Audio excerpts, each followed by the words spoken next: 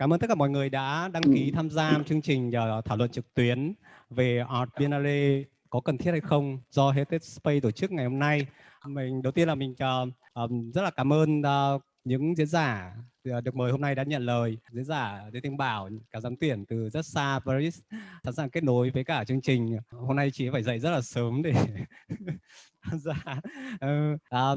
Giám tuyển Nguyễn Thế Sơn, anh hôm nay cũng rất là tiếc là anh có một chuyến đi công tác nhưng mà đã kết nối với chúng tôi, sắp xếp thời gian để tham gia cũng từ xa. Và hôm nay thì chúng tôi tổ chức ở trung tâm APD, là một trung tâm nghệ thuật nuôi dưỡng phát triển nghệ thuật đương đại mới, do một trung tâm mà do anh Trần Lương là người khởi xướng, và có thể đây là một cái sự kiện có thể nói là một trong những sự kiện đầu tiên và mà Heritage Space được tổ chức tại đây. Và ở cạnh tôi hôm nay thì có giám tuyển và nghệ sĩ Vũ Đức Toàn, là đại diện của nhóm Phụ Lục và cũng là người một trong nhóm tổ chức sự kiện Blind People lần thứ 4. Đây là một cái chuỗi chương trình mà Heritage Space được làm một mặt là dựa trên những cái suy nghĩ rất là khá là lâu của chúng tôi về cái vai trò và sự phát triển của nghệ thuật, có những cái thúc đẩy như thế nào với phát triển xã hội, và nhất là khi mà chúng tôi quan sát những cái sự kiện nghệ thuật ở những quy mô lớn, các Art Biennale, Triennale, Festival, những sự kiện mà bây giờ đã xuất hiện rất là phổ biến ở khu vực Đông Nam Á, mà nó thực sự tạo ra những cái tác động như thế nào với môi cảnh chính trị, xã hội, văn hóa, với người dân và với cộng đồng nghệ thuật. Chúng tôi rất muốn đặt những câu hỏi đó ra trong bối cảnh Việt Nam, khi mà Việt Nam có thể nói là chưa thực sự có một Art Biennale đúng nghĩa. Tuy nhiên là đã có rất nhiều những cái chương trình mang tính phá cách tương tự như thế xuất hiện ở Việt Nam theo những chiến thuật khác nhau. Và chính vì vậy mà hôm nay chúng tôi tổ chức chương trình này và mời những diễn giả Nguyễn Thế Sơn, Lê Thiên Bảo hay anh Vũ Đức Toàn, những người đã có ít nhiều trải nghiệm hoặc hay là tổ chức những chương trình có quy mô và cũng như là đang hướng tới việc tiếp tục tổ chức những cái sự kiện như thế. Và tôi nghĩ rằng là Heritage Space rất là mong muốn là có tiếng nói của những cái thế hệ đang hoạt động bây giờ. Tất nhiên là trong chương trình này tôi cũng có mời những người có nhiều kinh nghiệm, như là anh Trần Lương cũng đang có ở đây, anh sẽ tham gia phần thảo luận, hay chị Bùi Quy Nĩnh, hay là anh Nguyễn Như Huy, hay là chị Trâm Vũ, những người mà có nhiều kinh nghiệm và tham gia và tổ chức những sự kiện quốc tế, và họ có thể tham gia với chúng ta từ xa, cũng như là họ sẽ tham gia vào cái phần thảo luận và lắng nghe ý kiến từ họ. Đây là một cái chương trình mà Heritage Space tổ chức dựa trên một cái chương trình mẹ là sự kiện Meeting Point của Mekong Culture Hub, là một cái chuỗi hội thảo trực tuyến và chia sẻ rất nhiều các cái kinh nghiệm và các cái câu chuyện về việc văn hóa nghệ thuật tác động như thế nào đến đời sống xã hội ở nhiều nước Đông Nam Á. Và chính vì vậy khi mà cái sự kiện về Art Biennale, về cái thảo luận này của chúng ta, mà tôi nghĩ rằng nó khá là có những cái điểm chung với cả chương trình Meeting Point ở Mekong Culture Hub, và cho nên chúng tôi đã đề xuất với họ là đây sẽ là một chương trình nối tiếp cái thảo luận về giám tuyển của họ, và họ rất là may mắn là họ đã đồng ý với chúng tôi. Và do đó thì trong cái chương trình của chúng tôi có đề nghị mọi người nếu có điều kiện thì tham gia xem cái buổi thảo luận của họ từ lúc 1 giờ giờ Hà Nội, và chương trình chúng ta là tiếp ngay sau cái thảo luận của họ, tức là bây giờ, vào thời điểm bây giờ. Thế thì như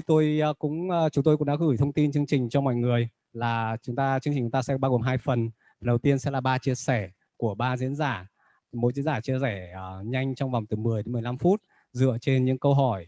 và những cái suy nghĩ mà chúng tôi mong muốn các diễn giả đưa ra cái góc nhìn của mình, cái trải nghiệm của họ về các cái chương trình nghệ thuật có quy mô lớn, và cũng như là cái suy nghĩ của họ như thế nào khi mà đưa nó hay là áp dụng trong bối cảnh ở Việt Nam. Sau phần chia sẻ của 3 diễn giả thì chúng tôi sẽ mời tất cả mọi người có mặt ở đây, chúng ta sẽ tham gia cái phần thảo luận mở. Tôi chỉ lưu ý thêm một chút nữa thôi ạ, là mọi người hãy cố gắng là khi chia sẻ cái vị trí ngồi mọi người thì nên ở không gian yên tĩnh, hoặc mọi người nên sử dụng headphone để đảm bảo là không bị tiếng ồn bên ngoài vào, cũng như là mọi người hãy sử dụng chat box gửi tin nhắn cho chúng tôi khi mà có câu hỏi hay là những cái tin nhắn mà liên quan đến những vấn đề về kỹ thuật tham gia chương trình. Đầu tiên tôi xin phép được mời sự chia sẻ của giám tuyển Nguyễn Thế Sơn ạ. Xin mời Sơn. Rồi, xin chào mọi người. Tôi xin rất là vui khi tham gia cái chương trình có mời những cái trao đổi về cái trẻ về Biennale và Festival nghệ thuật. Đấy, tôi cũng xin chia sẻ một số những kinh nghiệm cá nhân của tôi qua cái lần tham gia về Biennale Festival nghệ thuật gần đây. Thì tôi xin chia sẻ một chút là cái trong mấy năm gần đây thì khoảng từ năm 2018 trở lại đây thì tôi có tham gia một số cái Biennale và những cái festival nghệ thuật. Thì cái đầu tiên tôi muốn chia sẻ là cái năm 2019, đó là cái chương trình Seoul Biennale of Architecture and Urbanism. Thì đây là một cái chương trình tôi làm việc với cả giám tuyển người Đức và người Hàn Quốc trong vòng khoảng một năm để họ tìm ra cái phương hướng mà đưa cái tác phẩm của tôi sang. Thì cũng rất là bất ngờ khi mà tôi cũng nhận được một cuộc điện thoại từ bên Hàn Quốc. Thì ông ấy cũng bằng cách nào đấy thì họ cũng muốn đưa cái tác phẩm của tôi trong cái không gian mà đại diện cho Hà Nội, về nói về câu chuyện kiến trúc Hà Nội. Đấy, thì qua cái dự án này thì tôi cũng khá thấy bất ngờ khi mà một cái ngoài cái mình được biết đó là cái Biennale về nghệ thuật đương đại, thì ở Hàn Quốc thì họ cũng khoảng gần 10 năm nay thì họ cũng đã tổ chức những cái Biennale về kiến trúc, về đồ họa cũng rất là to. Đấy, và cái Biennale này thì nó được tổ chức ngay ở cái tòa nhà trung tâm ở Seoul, đó là cái Dongdaemun Plaza. Thì nó có hai phần. Cái Biennale này thì nó trưng bày ở 5 cái không gian lớn, không gian chính. Không gian thứ nhất nó nằm ở cái Dongdaemun Plaza. Thì đây là một cái triển lãm mà gần như là tất cả các thành phố ở trên thế giới họ mang cái câu chuyện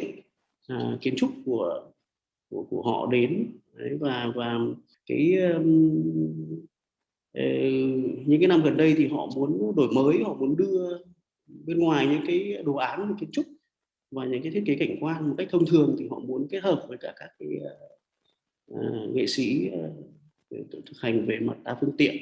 những nghệ sĩ thực hành nghệ thuật đương đại, để đưa những cái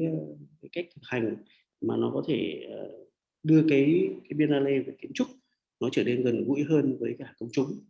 Thì đây cũng là lần đầu tiên tôi thấy ngoài cái câu chuyện về cái Biennale nghệ thuật thì nó lại có một cái Biennale về kiến trúc, và cái khái niệm về giám tuyển thì nó không chỉ nằm trong cái câu chuyện của về nghệ thuật nữa, mà nó trở thành là một cái câu chuyện của giám tuyển về kiến trúc. Đây là cái không gian ở trong cái phần cái tòa nhà chính Dongdaemun Plaza. Thì ngoài những cái phần những cái đồ án về kiến trúc thì tôi thấy rất là nhiều những cái tác phẩm nó mang tính sắp đặt cũng đã được trưng bày ở trong này. Đấy, hoặc đây là một cái không gian của Indonesia, nó đưa ra một cái câu chuyện giống như một cái chợ, những khu những cái sinh hoạt ở trên những cửa hàng nhỏ của Indo. Đấy, thì cái cách tiếp cận về kiến trúc này rõ ràng qua một cái triển lãm này tôi cũng rất là bất ngờ khi mà nhìn thấy những cái cách mà họ tiếp cận, thậm chí nó có rất là nhiều phần của cái thực hành nghệ thuật đương đại, rất ý niệm ở trong một cái Biennale về kiến trúc. Thì ngay bản thân như là cái tác phẩm của tôi thì họ cũng bày ở trong một cái không gian nó gọi là Dongdaemun Museum, là một cái không gian, một cái làng cổ ở Seoul, ngay giữa Seoul. Và cái tác phẩm của tôi thì nó nằm bày chung trong một cái không gian, nó là một cái ngôi nhà, nó giống như là một cái khách sạn phổ biến ở Seoul những cái năm 60. Đấy, và trong cái này nó gọi là cái pavilion này thì nó gồm có câu chuyện của 6 cái thành phố. Họ chia cái chủ đề ở trong này là những cái kiến trúc hậu cộng sản. Đấy, thì tôi nằm chung với cả cái không gian với cả những cái câu chuyện của thành phố Havana, những kiến trúc sư và những nghệ sĩ kể câu chuyện của Havana. Thì đây là cái tôi mang cái hơn 20 tác phẩm, và họ cũng với cái tác phẩm với cái phần trưng bày của tôi thì họ cũng phải trả một cái chi phí về bảo hiểm tác phẩm, hơn 20 tác phẩm cũng tương đối lớn, chuyển đi và chuyển về cũng như là toàn bộ cái chi phí. Thế thì tôi nghĩ là đây cũng là một cái lần đầu tiên mà họ nới rộng cái cách trình bày một cái Biennale về kiến trúc. Thì đây là những cái cuộc viếng thăm của những người khách địa phương. Đấy, và cái cờ của Havana đấy, cờ của Havana, câu chuyện của kiến trúc của Cuba cũng đã hiện rõ ở đây. Và cùng với cả cái pavilion của tôi thì còn có câu chuyện của thành phố của Amsterdam, hoặc là đây câu chuyện của thành phố Saint Petersburg sau năm 91, hoặc là thành phố Zanzibar. Thì đó là một số những cái câu chuyện mà về cái Biennale về kiến trúc mà tôi đã trải nghiệm qua. Đấy, thì ngoài ra thì cùng cái thời gian đấy thì ở thành phố Quang Chu thì họ bên Seoul thì qua cái dự án, qua cái lần tham dự đấy thì tôi mới thấy họ ở Seoul thì họ không có cái Biennale về nghệ thuật. Thì cái Biennale về nghệ thuật thì họ nằm ở thành phố Quang Chu, gọi là Quang Chu Biennale. Ở Busan thì họ nhấn mạnh bằng bằng phim 2 năm một lần, và Seoul thì họ sẽ nhấn mạnh bằng các cái art fair, cái KIAF là cái lớn nhất, và cái Seoul Biennale về kiến trúc. Thế thì còn cái năm mà tôi tham gia năm 2019 thì ở Quang Chu, ở cái trung tâm lớn nhất của Quang Chu thì là cái trung tâm ACC, thì lúc đó là có cái triển lãm là công tác nhân, là cái triển lãm đến đây cũng xem hai cái triển lãm, một cái triển lãm về Biennale về đồ họa, và một cái triển lãm rất lớn về tính chất gọi là thủ công ở trong nghệ thuật đương đại, ở trong cái không gian mà ngay năm sau đó là sẽ bày cái Quang Chu Biennale. Thì tôi có xem cái phần triển lãm cũng rất là hay, có phần tham dự của anh Bùi Công Khánh và cũng rất là nhiều nghệ sĩ đương đại nổi tiếng khác của Trung Quốc, của Đức, của Trung Quốc, của tác phẩm là của một cái tác giả rất là nổi tiếng của Do Ho Suk, cái nhà. Đó là câu chuyện mà tôi muốn chia sẻ là đầu tiên về cái Biennale về ở Seoul. Đó là một cái tiên tôi mời tham dự. Thì qua đó tôi cũng thấy nó cái Biennale về kiến trúc nó trở thành một cái thương hiệu cho thành phố Seoul. Họ cũng chia nhau ra các thành phố, họ sẽ lấy mỗi một cái thành phố một cái thế mạnh. Ở Quang Chu thì là Biennale về nghệ thuật đương đại là chủ yếu, thì Seoul sẽ là về kiến trúc, ở Busan sẽ là về điện ảnh. Tiếp theo thì tôi muốn chia sẻ câu chuyện mà tôi có tham gia hai cái festival, cái festival nghệ thuật ngoài trời ở thành phố Worcester ở bên Mỹ. Thì đây là một cái trong cái quá trình mà tôi có tham gia cái chương trình cư trú ở bảo tàng Worcester Art Museum. Thì đây là một cái tôi tham dự một cái art fair, một cái festival nghệ thuật ngoài trời. Mỗi một năm họ tổ chức một lần, nó gọi là cái street art on the street, start art fair, start art on the street. Thì cái này là nó bày ngay ở chung quanh cái công viên chính trong thành phố, và thu hút mỗi một năm là hơn 10.000 người tham dự. Đấy, và cái bảo tàng họ mời tôi đến thì tôi cũng tham gia luôn vào trong một cái câu chuyện mà quảng bá cho cái hoạt động của cái bảo tàng Worcester. Thì tôi với cả Tố Lan được mời thì cũng tham gia luôn một cái tác phẩm trong ngày hội đó. Thì đây là cái phần trưng bày cũng như là cái phần tương tác của Tố Lan cũng như là của tôi tham gia, làm một cái workshop cho tất cả mọi người, các trẻ em tham gia vào cái phần tác phẩm. Tôi làm về những cái người chở mang từ Việt Nam sang, những cái mô hình. Đây là những cái phần tương tác của các em bé tham gia trong cái festival nghệ thuật đó. Và một cái festival tiếp theo thì tôi muốn chia sẻ là câu chuyện của Noorderzon ở bên Hà Lan, gọi là cái Noorderzon Performing Art Festival tại Groningen. Thì đây cũng là một cái chương trình tôi được mời ở bên trường đại học ở bên Hà Lan. Thì trong cái thời gian mà cư trú trong 1 tháng đó thì họ cũng sắp xếp để tôi tham dự một cái festival nghệ thuật trình diễn và nghệ thuật biểu diễn ngoài trời. Thì tôi đã mang câu chuyện chở những người chở, một cái phiên bản từ trong cái chương trình tham dự cái Into Thin Air với Manji. Cách đây vài năm tôi có làm một phiên bản ở bên Mỹ,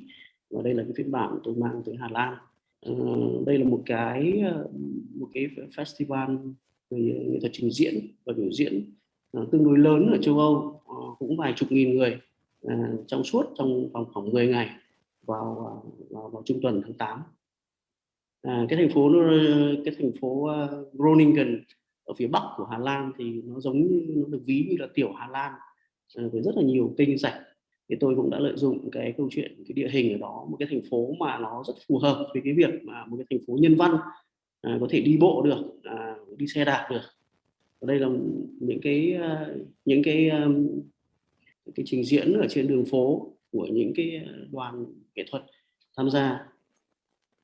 thì rất là phong phú, của các thành phố ở khắp châu Âu. Họ mang các cái câu chuyện về biểu diễn, về trình diễn ở khắp các cái nhóm nghệ sĩ ở khắp châu Âu đến. Thì tôi cũng tham gia trong câu chuyện đó. Và đây là tôi cũng mang những cái hình người trong cái tác phẩm, người chở của tôi là tương tác với cả cái câu chuyện đời sống của cái thành phố Groningen. Cái tác phẩm này cũng thực hiện trong vòng 1 tuần, và tôi có quay lại một cái bộ phim. Thì đây là một cái tác phẩm mà nó cũng nằm ở trong cái khuôn khổ của cái festival nghệ thuật trình diễn đó. Thì hai cái người gánh hàng rong và cái người chở đấy thì đã đi khắp ở trong cái thành phố đó, cùng với cả cái xe, một cái xe rất đặc trưng của Hà Lan, xe kéo. Và cùng với tôi thì tôi có xin thêm, mang bên trường mời thêm 3 bạn sinh viên nữa, sinh viên mới tốt nghiệp ở trường. Thì có bạn Cấn Văn Ân, và bạn Giang, Ngoài Giang, và bạn Xuân Lam đi cùng với tôi để tham dự chương trình. Đây là cái phía trước của cái cổng trường Mineva. Thì Ân cũng làm một cái trình diễn trong suốt 1 tháng tham gia đó. Thì Ân mặc cái bộ dân phòng và tương tác cùng với tác phẩm của tôi, cũng như là Ân cũng làm những cái tác phẩm trình diễn độc lập ở trong cái chương trình festival đó. Đấy, và đây là tác phẩm của Giang và Ân cũng như cả nhóm. Thì Giang và Ân có làm một cái chương trình, một cái tác phẩm gọi là T-Mobile, tức là nhại cái hãng điện thoại ở châu Âu khá nổi tiếng. Đấy, và đưa cái văn hóa uống trà nó trở thành một cái cầu nối để tương tác với cả mọi người ở trong suốt cái quá trình mà cái festival đã được diễn ra. Và trong suốt 10 ngày thì Giang và nhóm các bạn đã kéo cái bàn mang trà Việt Nam đến và ngồi nói chuyện cùng với cả những cái du khách mà tham gia cái festival này. Thì đây là một cái tác phẩm mà cũng sẽ song hành cùng với cả cái chương trình biểu diễn thành phố. Và một cái cuối cùng mà tôi muốn chia sẻ đó là 2 năm trước thì tôi có tiến cử cho một cái bạn sinh viên ở trường mỹ thuật trong cái chương trình về nhiếp ảnh ở trường, thì có tham gia vào một cái câu chuyện trong cái dự án về festival về nhiếp ảnh gọi là Chiang Mai Photo Festival. Chiang Mai Photo Festival thì cũng góp một cái tiếng nói trong một câu chuyện mà 2 năm một lần về cái chương trình về những cái festival về nhiếp ảnh ở thành phố Chiang Mai. Thì đây là một cái tác phẩm của bạn Hoàng Ngọc Anh đã tham gia. thì cũng có rất là nhiều trường cũng như các bạn nghệ sĩ trẻ ở khắp cả thế giới, có ở bên Mỹ, ở châu Âu, và ở Việt Nam thì có ở trường mỹ thuật thì có một bạn, ở trường sân khấu điện ảnh cũng có một bạn. Thì đây là một cái tôi có phối hợp cùng với cả giám tuyển trong Vin tiến cử một bạn sinh viên ở trường có tác phẩm tương đối tốt tham gia một cái festival về nhiếp ảnh. Thì tôi nghĩ là cái hoạt động về festival về nghệ thuật như thế này thì nó gần như nó trở thành một cái thương hiệu cho mỗi một cái thành phố, thì cũng như là một cái trường cái thiết chế về chuyên nghiệp. Chẳng hạn như cái Chiang Mai Photo Festival này thì nó nằm ở trong một cái chương trình cùng với cả cái trường đại học nghệ thuật Chiang Mai đứng ra tổ chức. Thì đó là một số những cái số cái thông tin cũng như là tôi ngắn gọn thôi, số hình ảnh những cái thông tin mà tôi tham gia cái chương trình Biennale và Festival trong mấy năm gần đây. Xin cảm ơn mọi người. Cảm ơn Sơn. Sơn đã chia sẻ những trải nghiệm cá nhân và cả những quan sát của thầy Sơn về các festival và hay là những cái chương trình quy mô lớn. Lát nữa sang phần thảo luận thì bên mình và mình nghĩ là mọi người cũng rất muốn nghe thêm về cái cách nhìn riêng của Sơn về cái sự tác động của những cái chương trình lớn như này với cả một cái hệ thống chính trị xã hội thúc đẩy văn hóa như thế nào, cũng như là việc là cái quan điểm của Sơn đến Việt Nam mà làm festival thì nó sẽ nên như thế nào. Thì tôi xin phép chuyển sang cái phần thứ hai của giám tuyển Lê Thương Bảo hiện đang ở Paris. Thì trước phần chia sẻ này thì tôi chỉ muốn nhắc mọi người là mọi người khi mà muốn có nhắn tin hoặc có câu hỏi gì thì cứ nhắn tin vào phần chatbox cho chúng tôi ạ. Chúng tôi sẽ thu thập và sẽ đưa vào phần thảo luận sau bài nói chuyện của các giám tuyển và các diễn giả. Mời Bảo. Xin chào mọi người, cảm ơn anh Tuấn và Heritage Space đã tổ chức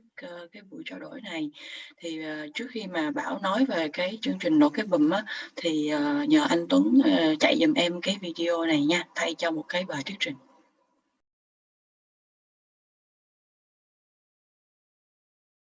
Hân hoan chào đón quý vị đại biểu, quý vị khán giả cùng các em thiếu nhi thân yêu.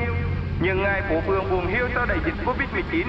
vào ngày 4 tháng 7, sự kiện Nổ Cái Bùm, chương trình nghệ thuật đương đại mở ra, lần đầu tiên được tổ chức tại Huế với quy mô hoành tráng, quy tụ 56 nghệ sĩ nổi tiếng trong và ngoài nước sẽ đem đến cho khán giả Huế những màn trình diễn thật ấn tượng, được dàn dựng công phu với những tác phẩm sắp đặt âm thanh ánh sáng khổng lồ, những màn trình diễn đầy chất thơ, chàng trai nô đùa trên ngọn cây và còn nhiều loại hình nghệ thuật đầy hứa hẹn khác sẽ diễn ra đồng loạt tại 6 địa điểm trên địa bàn thành phố Huế. Nhanh chân lên, hãy đưa con em và đồng nghiệp của mình đến với các không gian nghệ thuật đầy chuyên nghiệp và đẳng cấp để đắm chìm trong tuần lễ nghệ thuật, đánh tan mọi mệt mỏi hàng ngày. Nhanh chân lên, ngày 4 tháng 7, chương trình sẽ bắt đầu vào lúc 2 giờ tại các địa điểm: Trung tâm nghệ thuật Điềm Phùng Thị 17 Lê Lợi, Then Cà phê 63 Lê Trung Đình, Trường Đại học Nghệ thuật Huế số 10 Tô Ngọc Vân, Net Studio 50 Nguyễn Thị Diệu, Năm Mùa 86 Trần Huy Liệu và Murder số 1 Lê Trực. Nhanh chân lên, đừng bỏ lỡ chương trình nghệ thuật đương đại đặc sắc có 102 và cơ hội. Thì cái này là để trên màn hình các bạn đang thấy là cái bản đồ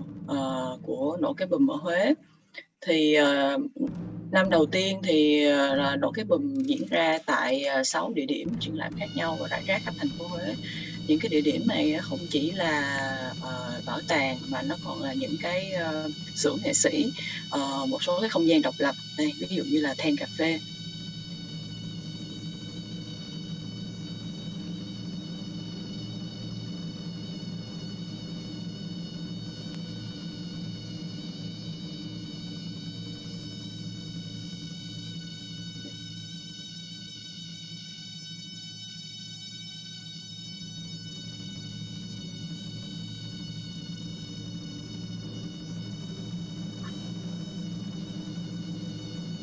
Thì trong khi mà khách đi tham quan như vậy thì mỗi người sẽ nhận được một cái bản đồ như anh thấy đó, mọi người cầm trên tay đó, thì họ sẽ tự đi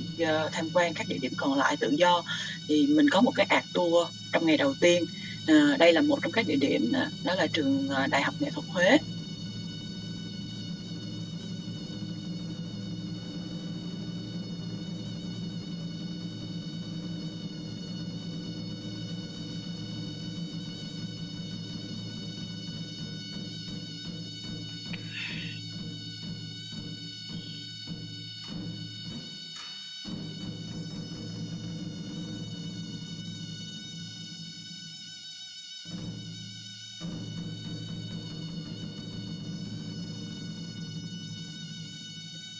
Đây là không gian Gallery 5 mùa. Trước cửa là các bạn sẽ thấy cái tác phẩm của nghệ sĩ Nguyễn Phương Linh.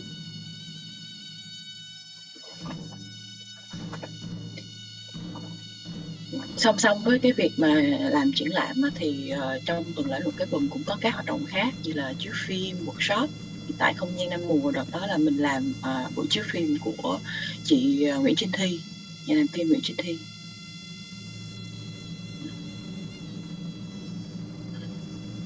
Nó là Ami, con của anh Hè đó.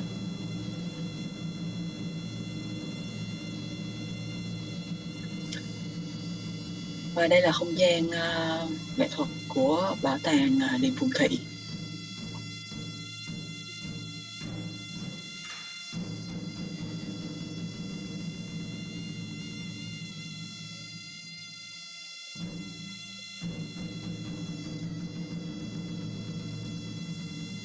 Tác phẩm của Nguyễn Kim Tố Lan. Đêm khai mạc thì khá là đông, mà cái máy lạnh nó bị hư cho nên là nóng ơi là nóng luôn, cho nên là mọi người cũng không có ở lại lâu trong phòng triển lãm được.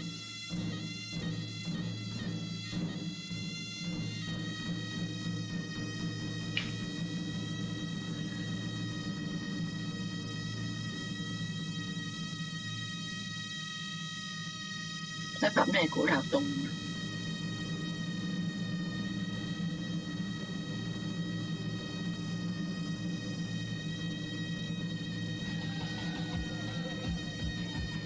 Thì đêm khai mạc hôm đó là rất là vui, có khoảng hơn 300 người có đến tham dự, và mình có thể nhìn thấy được là tất cả các cái lứa tuổi luôn. Ở phía xa xa này có một cái bà cụ và khoảng 70 mấy tuổi rồi và vẫn lắc cả đêm. Thì Tiny Giant chơi nhạc, sau đó là mọi người làm một cái party, rồi sau đó còn kéo về nhà của Murder để mà party tiếp. Rồi đến ngày hôm sau thì mọi người làm trình diễn. Trình diễn diễn ra trong vòng 2 ngày. Chúng tôi có 6 cái trình diễn của Linh nè, Trác Lem,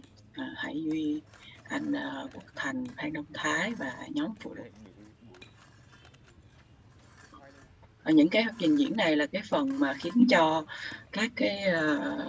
bạn mà công an văn hóa với lại sở ở Huế hơi hoang mang, là tại vì mọi người không biết cái chuyện gì đang diễn ra.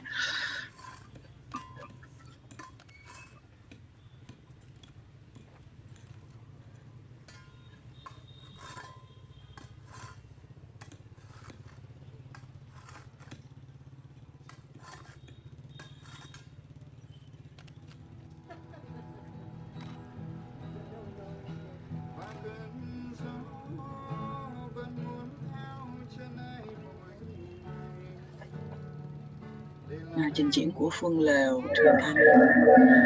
Trung Nguyễn.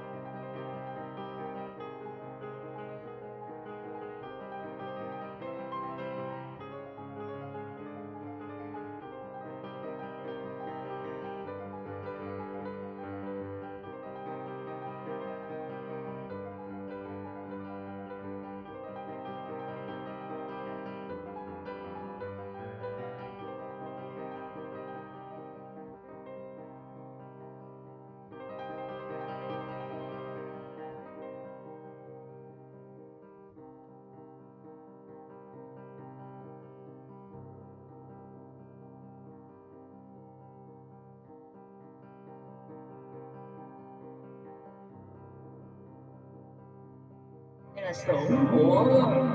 các thầy của trường Đại học Huế.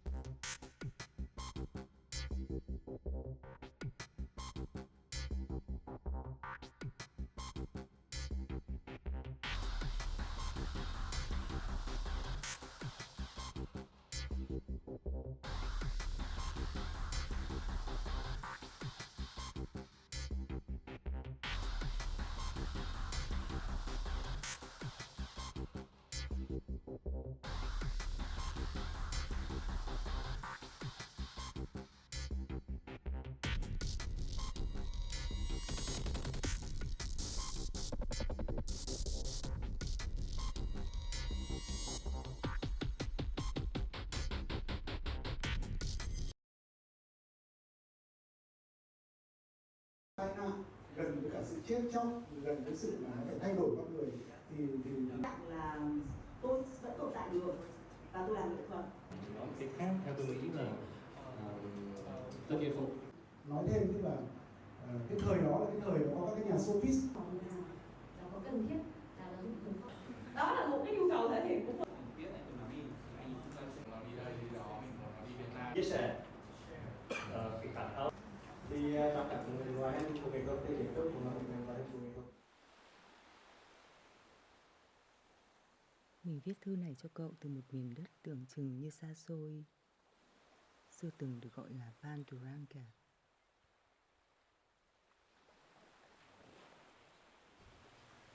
Mình thích cái tên cổ này hơn là tên mới. Có lẽ từ cổ bao giờ nghe cũng thơ hơn.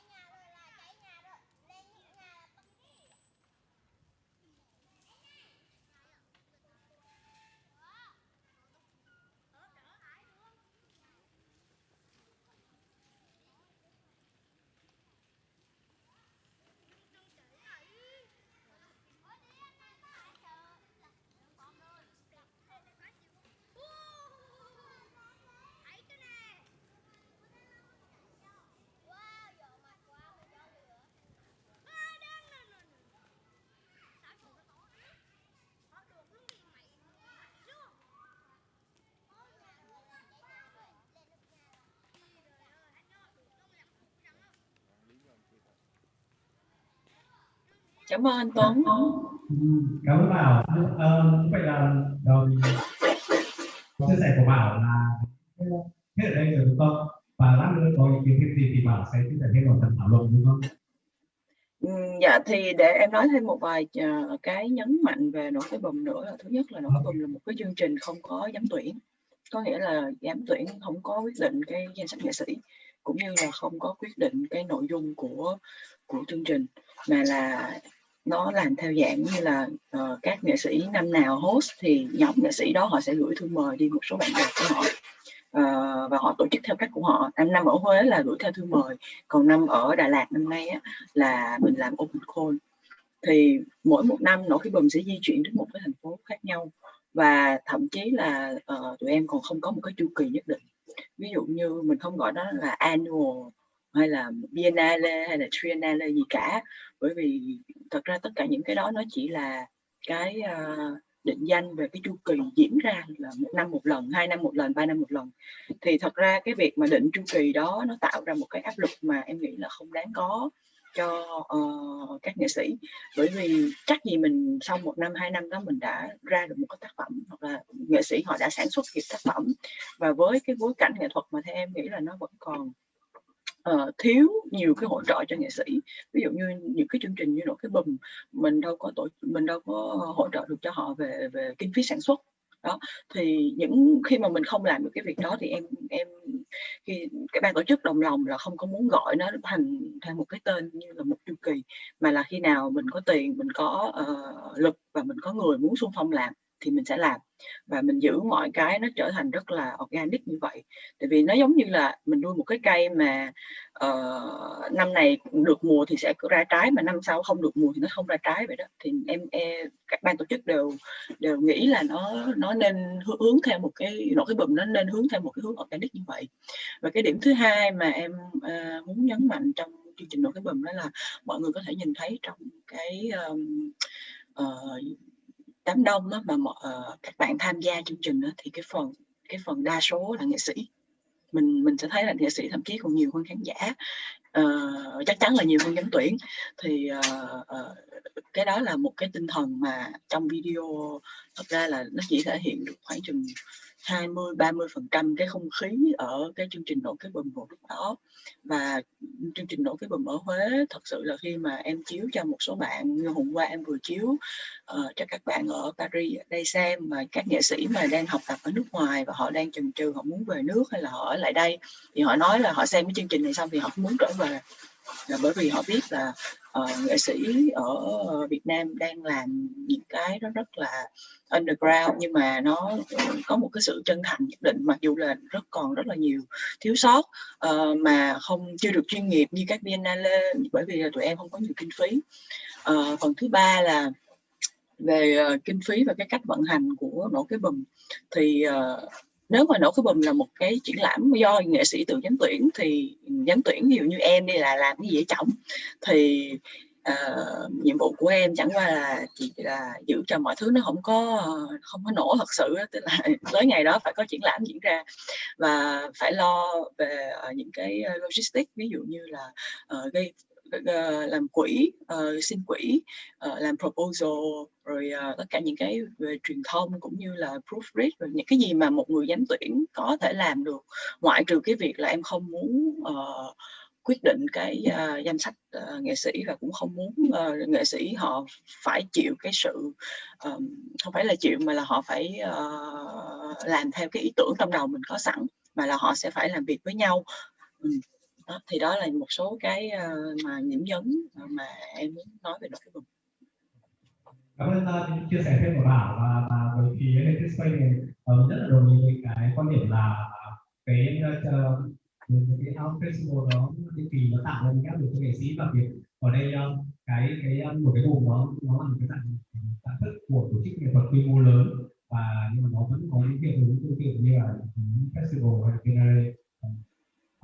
Và tiếp theo thì mình xin chuyển sang cái phần chia sẻ của khán giả thứ ba. Hôm nay là nói chuyện nghệ sĩ Vũ Đức Toàn. Heritage Space rất là thích thú vị với khi tổ chức Skyline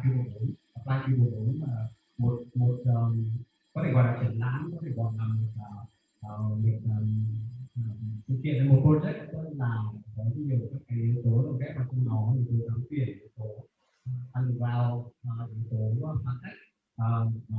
một cái tạo ra được một cái suy nghĩ rất là nhiều chiều ở trong giới trong tất cả những nghệ sĩ tham gia chương trình hay là những người thưởng thức. Thì cảm ơn Toàn đã đồng ý tham gia và chia sẻ về chương trình của Toàn.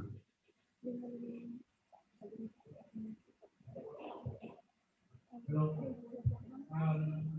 Xin chào mọi người ạ. Thì cái phần nói chuyện của tôi thì tôi cũng muốn nói ngay vào những cái quan điểm nghệ thuật của tôi khi mà được mời vào cái buổi tọa đàm như thế này. Thì tôi cũng nói rằng là ban đầu tôi có ngay một cái sự phản ứng với cả cái nội dung của buổi talk này khi mà được anh Tuấn cũng như là tổ chức mời. Thì tôi chỉ nghĩ rằng là bây giờ chúng ta có một cái nội dung hay là gợi lên một câu hỏi rằng là những cái Biennale có thực sự cần thiết không ấy, thì tôi cảm thấy cái việc đặt câu hỏi này nó khá là bây giờ nó khá là chung chung ấy, và tôi trong đầu tôi nghĩ rằng là cái tại sao không phải là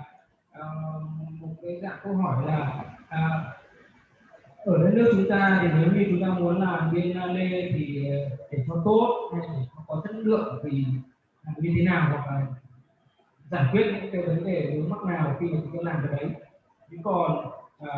cái câu hỏi lớn nhất là có thực sự cần thiết để có Biennale ở Việt Nam không, thì tôi có thể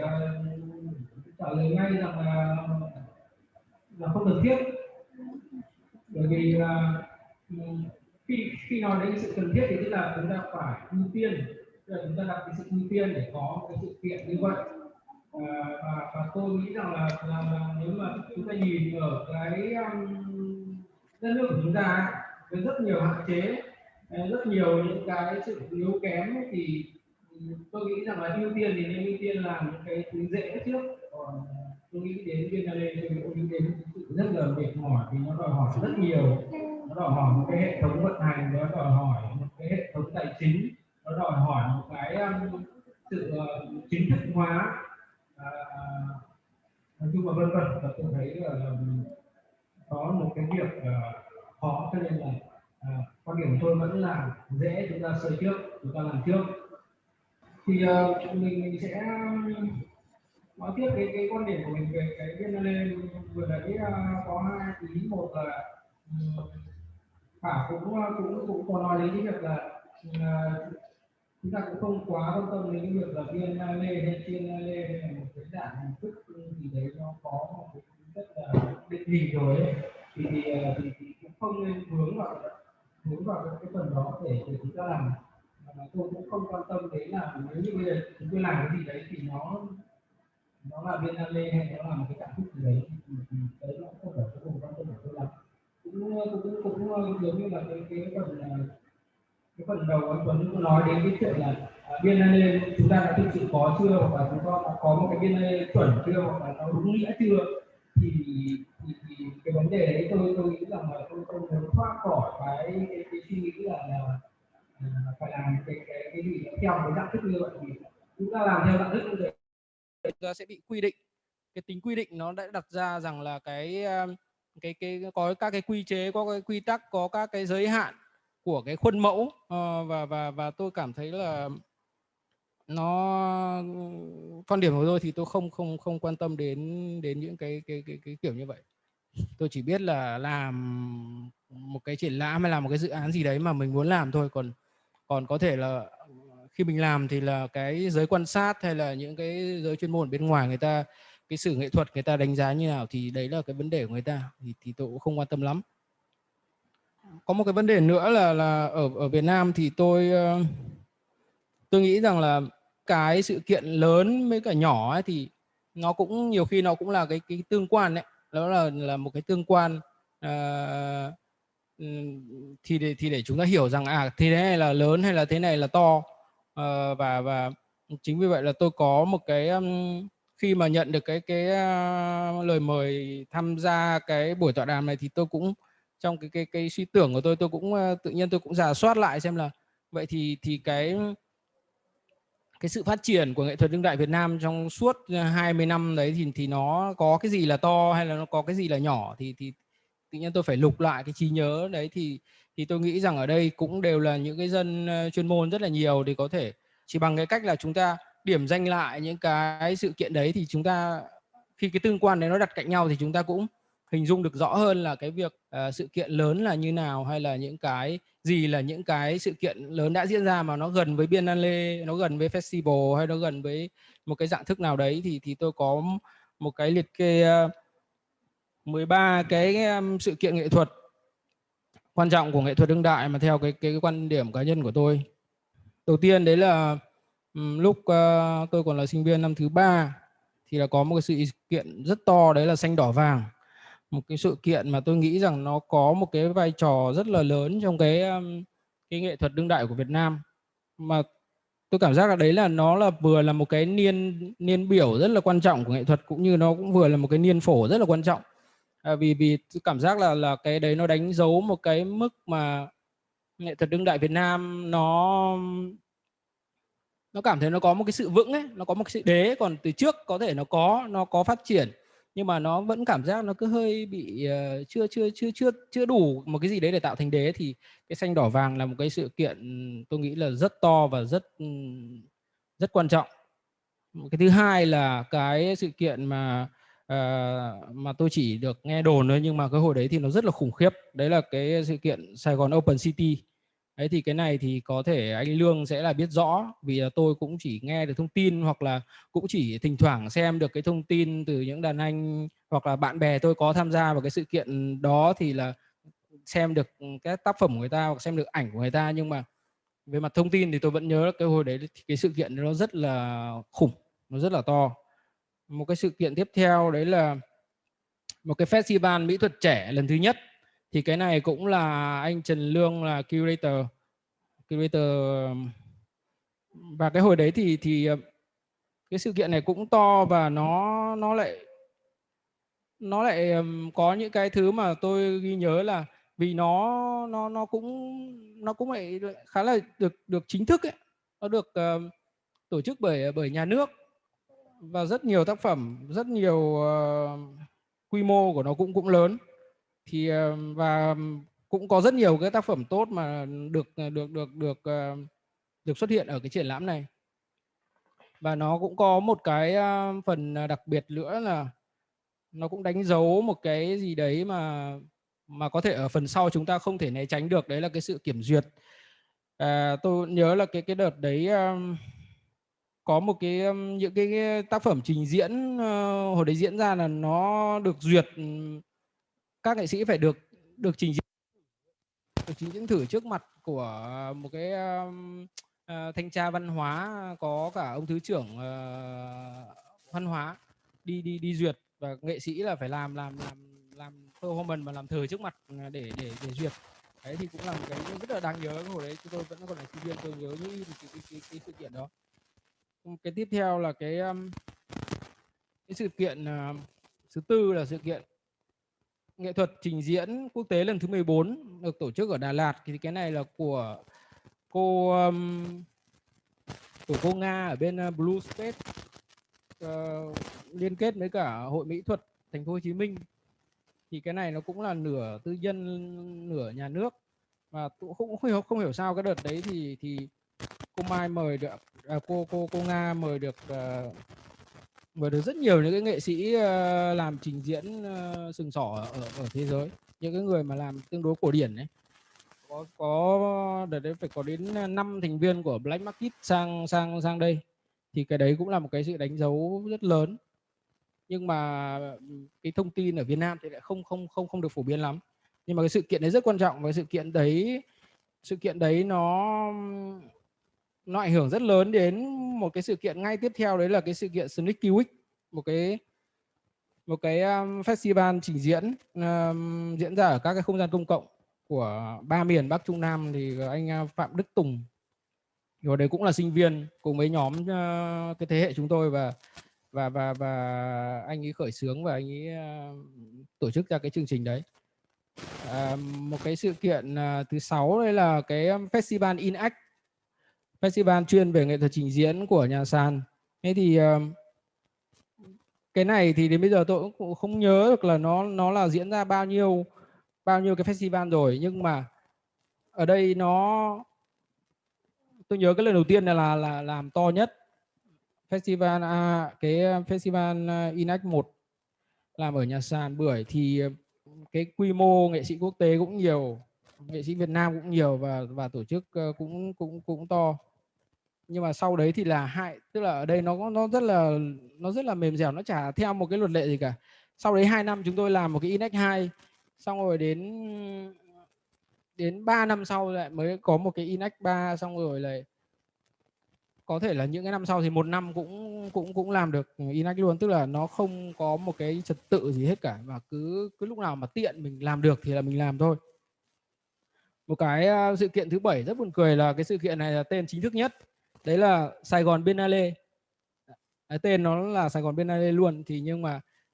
thì cái câu chuyện về chất lượng thì chúng ta sẽ nói sau, nhưng mà đấy, chúng ta đã có một cái Biennale. Còn theo như anh Tuấn là nó có chuẩn chưa, hay là nó có là thực sự là Biennale chưa, thì chúng ta bàn sau. Đấy, một cái sự kiện nữa cũng siêu buồn cười, đấy là cái sự kiện thứ 8 là 1000 năm Thăng Long, mà cái có một cái chuỗi rất nhiều sự kiện, thì trong đấy Đào Anh Khánh có làm một cái sự kiện siêu to mà nó ngăn cả cái đê Ngọc Thụy, ngăn cả cái từ cầu Long Biên là cấm đường luôn. Mà tức là cái đấy nó buồn cười, cái là chúng ta nhìn là chúng ta thấy được là cái quyền lực của chính thống ấy, của nhà nước, khi mà người ta đã ok cho anh làm ấy, thì tức là người ta làm được những cái việc rất khủng khiếp. Cấm cả một cái đường to, xong rồi lễ hội các thứ ấy, thì đấy cũng lại là một cái thứ mà tại sao tôi lại nhắc vào đây. Một cái nữa là cái thứ 9 là cái triển lãm mở cửa 30 năm, cũng là một cái triển lãm của nhà nước mà siêu to, thì là hầu như đầy đủ tất cả các gạo cội của hội họa hiện đại Việt Nam. Và cái triển lãm này cái hiệu ứng của nó cũng mạnh, và nó kéo theo cả một cái triển lãm mà có thể là một cái phản ứng của các nghệ sĩ trẻ, một cái triển lãm siêu to cũng thời gian đấy là triển lãm Today hay là triển lãm to đấy, thì cũng là đến 50-60 nghệ sĩ là cũng khủng khiếp, cũng là đại hội võ lâm luôn. Đấy, một cái nữa là cái series triển lãm tỏa của VCCA, thì nó cũng có một cái quan trọng là nó phơi bày ra một cái sự hấp dẫn của quyền lực tài chính. Khi mà cái VCCA nó ra đời thì rõ ràng nó cái lúc đấy nó tạo ra rất nhiều những cái sao động trong cái đời sống của nghệ sĩ đương đại. Thì vì nó biểu hiện ra một cái sự hoành tráng về không gian, là như kiểu là choáng ngợp luôn. Không gian rộng lớn, rồi hệ thống đèn, rồi các thứ, rồi là cái triển lãm tỏa này cũng được đầu tư rất là lớn, rất là chuyên nghiệp, rất là nét. Một cái thứ 11 đấy là cái dự án Into Tine. Thì cái dự án này bản thân cái tổng thể của dự án, cái chất lượng của dự án tôi không mấy ấn tượng lắm, nhưng mà tôi thích cái cách người ta phát hiện ra, không phải người ta phát hiện mà người ta thấy được cái khả năng dùng những cái không gian công cộng, cũng như là những cái chiến thuật dùng không gian, kể cả Into Tine 1 lẫn Into Tine 2. Thì tôi đến bây giờ tôi vẫn cảm giác là đây là một cái dạng thức mà thực ra nó rất phù hợp với cả những cái khó khăn của Việt Nam, khi mà những cái khó khăn về tài chính, khó khăn về kiểm duyệt, để chúng ta làm được một cái gì đấy thì có hình hài, có một cái khối lượng nào đấy là rất khó. Thì Into Tine này nó bộc lộ ra những cái tiềm năng rất lớn, nhưng mà tôi cảm giác là thực ra họ cũng chưa hiểu được thực sự cái giá trị của cái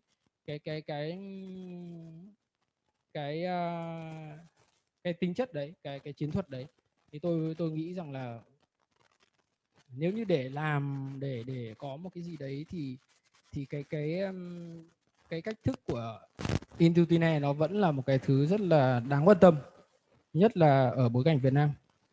Một cái cuối cùng là cái những chân trời có người bay, thì chắc các bạn đấy cũng, anh Tuấn cũng nói qua rồi, thì bản thân những chân trời có người bay nằm ở trong tương quan của các hoạt động triển lãm cũng như dự án của nhà sàn Collective, thì rõ ràng nó cũng luôn là những cái to nhất rồi, nó là cái tập trung rồi. Thì cho nên là những cái cách mà chúng tôi nhận để làm curate cái show những chân trời có người bay 4 thì nó vẫn vậy thôi, nó vẫn luôn là một cái thứ kiểu trọng điểm của nhà sàn đấy, của nhà sàn Collective. Thì chẳng qua là khi mà chúng ta nhìn sâu vào thêm, chúng ta nhìn thấy là sự khác biệt của các cái cách tổ chức của Intuitive, của Skyline 4 hay Skyline 3 hay Skyline 2 nó khác nhau như thế nào, nó tạo ra những cái tương quan như thế nào, thì đấy là cái câu chuyện của cá tính, của cái cách lựa chọn, hay cũng như là của chiến thuật của tùy từng curator thôi.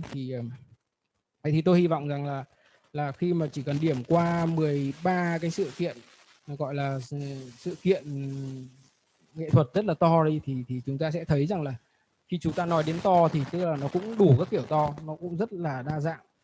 đó. Còn tôi cũng nói nốt thêm một cái cuối cùng là cũng nằm trong một cái câu hỏi mà gọi là ban tổ chức có mớm cung trước là làm gì để mà phù hợp, để mà tổ chức được những cái sự kiện Biennale ở Việt Nam ấy.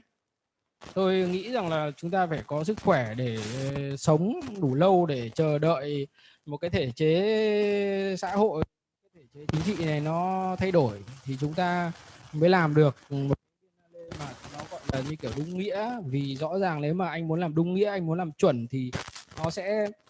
có vô vàn những cái đòi hỏi các thứ rất là khó khăn. Thì tôi nhìn một cái khía cạnh nó có thể là hơi tiêu cực, nhưng mà tôi nghĩ rằng là có lẽ là cũng xin hết. Cảm ơn Toàn rất là nhiều về cái chia sẻ rất là thực sự là có những cái suy nghĩ rất là về phía cá nhân và cả những cái đánh giá nhìn nhận riêng của mình về cái chủ đề mà chúng tôi đặt ra, và rất là thú vị khi nghe một cái khái quát 13 sự Art Biennale theo quan điểm của Toàn. Có thể nó sẽ khi mà Toàn viết sâu hay Toàn nói sâu và Toàn có thể viết thành một cái case study, 13 case study khá thú vị theo quan điểm cá nhân. Tôi nhớ thêm là có thể Toàn cũng chưa biết cái Art Festival ở Huế mấy năm, là trong cái Art Festival Huế là họ cũng có tổ chức một cái chương trình nghệ thuật, và nó cũng ở một dạng thức nào đấy nó cũng thành một dạng Art Festival ở trong cả cái chương trình, cả cái quy mô hội sự kiện của Huế mà nhằm để quảng bá du lịch và văn hóa. Nhưng mà các nghệ sĩ cũng tham gia khá là nhiều vào đấy, đưa nghệ thuật lên đường phố. Như cả những nghệ sĩ như Trần Tuấn cũng có những tác phẩm bày trong đó thì phải, nếu mà tôi nhớ không nhầm. Festival đó như tên là 71, 72, 73 gì đó. Tại đó có một cái đợt mà đúng rồi, và có cả các cái triển lãm và các cái trại sáng tác điêu khắc ngoài trời nữa. Tuy nhiên là bây giờ chúng tôi sẽ xin phép chuyển sang phần thảo luận, và tôi cho rằng đây sẽ là cái phần thú vị nhất, vì khi mà Heritage Space đưa ra cái cuộc cái sự kiện này, chúng tôi mong muốn rằng là chúng ta đây là cái có thể không phải là lần đầu tiên, nhưng mà tôi nghĩ rằng là có thể cái câu hỏi, cái suy nghĩ của mỗi người hay của riêng Heritage Space về Biennale, về những cái sự kiện văn hóa nghệ thuật có quy mô lớn, nó tạo ra được những cái thay đổi gì với xã hội, và nó và khi ở cái bối cảnh Việt Nam thì chúng ta sẽ mong muốn là nó sẽ như thế nào, hoặc là theo như hình dung riêng của Toàn chẳng hạn. Toàn có những cái hình dung rất là riêng của mình về việc là Art Biennale nó sẽ nên như thế nào, hay theo tiêu chuẩn như thế nào. Ở đây thì như Toàn nói là mớm cung, tức là chúng tôi đã chuẩn bị 3 câu hỏi, và chúng tôi rất là mong mọi người hãy chia sẻ xung quanh 3 câu hỏi này. tôi xin phép được đọc lại một chút ạ. Câu hỏi thứ nhất là quan niệm và tiếp cận của bạn về Art Biennale hay những dự án nghệ thuật quy mô lớn là gì? Câu hỏi thứ hai là cách nhìn của bạn. Cái nhìn thì là cái festival Biennale mà bạn đã tham dự thì nó đã tạo ra những thay đổi về nghệ thuật và xã hội như thế nào? Câu hỏi thứ ba là nếu Việt Nam làm Biennale thì cần thực hiện như thế nào? Chứ ở đây thì tôi nghĩ là chúng tôi rất là mong muốn mỗi người hãy có một cái chia sẻ riêng của mình, cho nên là thời gian có hạn và tôi xin phép là áp dụng luật 3 phút, mỗi người sẽ nói trong vòng 3 phút trong 3 cái câu hỏi trên của chúng tôi. Và mọi người, chúng tôi rất là mong mọi người hãy bật video lên ạ, vì chúng ta cùng nói chuyện với nhau. Chúng tôi rất là muốn nhìn các bạn từ xa, giống như là chúng ta đang ngồi trong một phòng và tôi nghĩ rằng cái không khí nói chuyện khi nhìn được mặt nhau nó sẽ thân thiện và cởi mở hơn. Tôi nghĩ rằng là trong 3 câu hỏi này thì có câu nhất là câu hỏi thứ 3 ấy, thì là các diễn giả thì có thể là chưa chia sẻ hết cái suy nghĩ của họ, nên đầu tiên tôi vẫn muốn mời diễn giả sẽ nói lại thêm một chút về quan điểm của họ. Sau đấy thì tôi sẽ lần mời mọi người trong phòng trong phòng Zoom này là phát biểu. Trước tiên tôi xin mời Thế Sơn, Thế Sơn có thể nói thêm một chút về cái suy nghĩ của Thế Sơn khi mà với câu hỏi thứ 3 đi, nếu mà Việt Nam làm Biennale thì theo Thế Sơn thì sẽ cần làm như thế nào? Theo quan điểm của tôi thì cái việc mà để mà những cái biennale mà nó đúng theo cái tiêu chuẩn để mà nó diễn ra được thì đúng như là cái ý của Toàn đã nói, như tôi kỹ được nói, nó đã rất là chính xác là chuyện mà để ra đời để những cái biennale mà bất cứ một cái hình thức bất cứ một cái loại hình nghệ thuật nào thì nó đòi hỏi quan trọng là có cả một cái sự đồng bộ, kể cả về mặt kinh phí rồi là chính sách này kia, thì tôi nghĩ cũng còn lâu mới có thể diễn ra nổi ở Việt Nam. Và để mà trong cái cách để mà chẳng nhẽ chúng ta cứ phải đợi chờ những cái thiết chế như vậy khi nào nó diễn được ra, nó ra đời thì chúng ta mới được làm. Thì tôi nghĩ là những cái cách mà các nghệ sĩ trong rất là nhiều năm nay cũng tự tìm cái cách của mình để mà gọi là lách, để mà tạo ra những cái dự án riêng của mình, như cái nhóm của Nhà Sàng hay là nhóm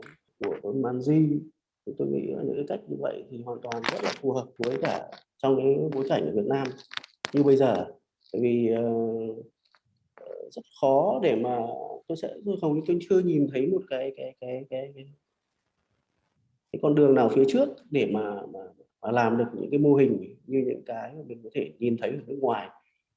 Chỉ có những cái mô hình mà cảm giác là tôi thấy gần, mà nó có vẻ nó gần và nó phổ nó được rộng nhất thì chính là cái nổi cái bùm ở Huế, hoặc ngay như là cái ở cái Đà Lạt mà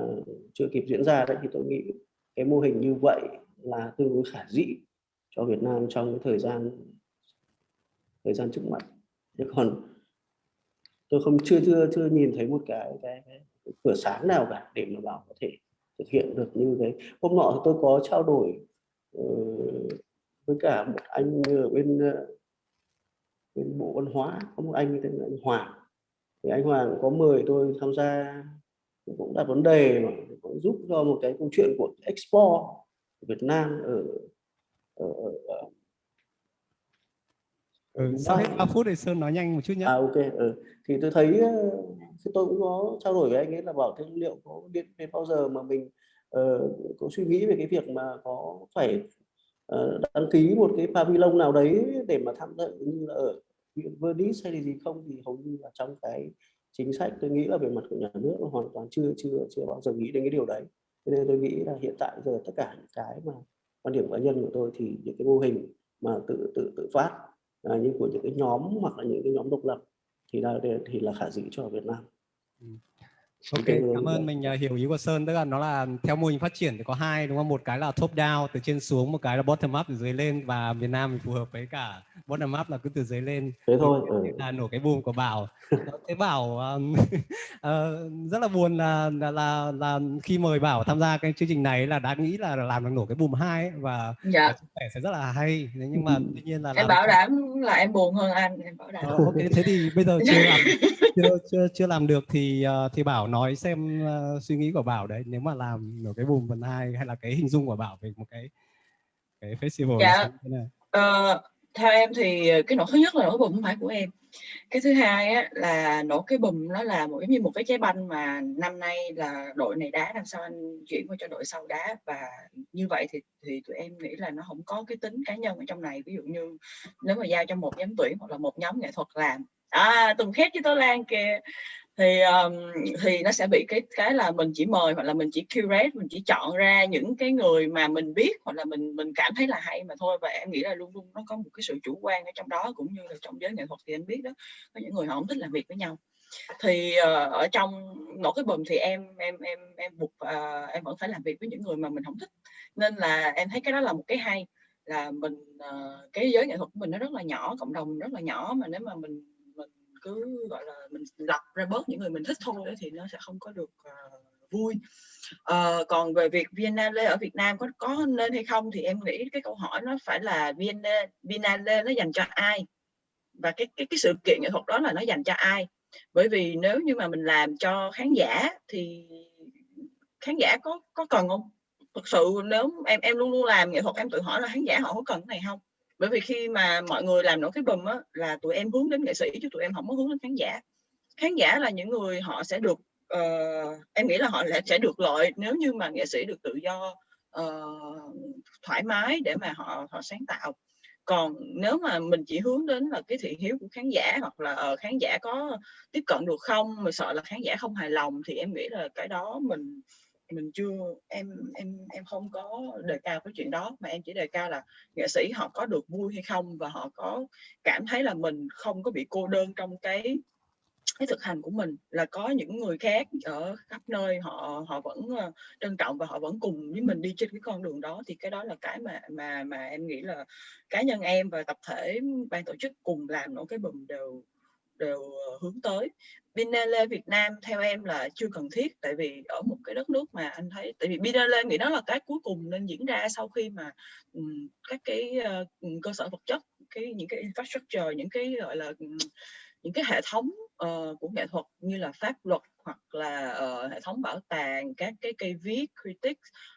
thậm chí là đặc biệt là thị trường nghệ thuật nó phải có, thì lúc đó em nghĩ Biennale nó mới cần thiết. Và lúc đó chưa chắc là Biennale nó sẽ dành cho nghệ sĩ, mà lúc đó Biennale nó sẽ trở thành một cái form dạng khác. Thì cảm ơn Bảo. Như vậy mình thấy là cái quan điểm của cả Sơn, thầy Sơn, cả Bảo và cả Toàn khá giống nhau khi đều thấy rằng là nó cần là một quá trình phát triển đồng bộ giữa cái hệ thống hạ tầng xã hội và kiến trúc thượng tầng văn hóa, và Biennale nó sẽ xảy ra một cách rất là tự nhiên dựa trên cái nhu cầu phát triển đấy. Thì ở đây mình có anh Trần Lương cũng tham gia là khán giả trong chương trình này. Mình rất là muốn nghe ý kiến của anh Lương, vì anh Trần Lương thì là người mọi người cũng đã thấy qua phần chia sẻ của Toàn ấy, rất là nhiều sự kiện anh Lương đã tham gia và làm từ đầu, và anh vừa là tổ chức vừa là giám tuyển của rất nhiều các cái dạng thức sự kiện nghệ thuật lớn ở trong và ngoài nước. Anh Lương có thể nói thêm với mọi người một chút ạ về cái suy nghĩ của anh và trong cái chủ đề mà chúng ta đang thảo luận không ạ? Tôi chỉ muốn nói rằng là cái cách đặt vấn đề của cái cuộc hội thảo này do bên Heritage Space và Tuấn đặt ra nó khá là bao trùm, và từ nãy giờ chúng ta có vẻ như là chúng ta vẫn ở một góc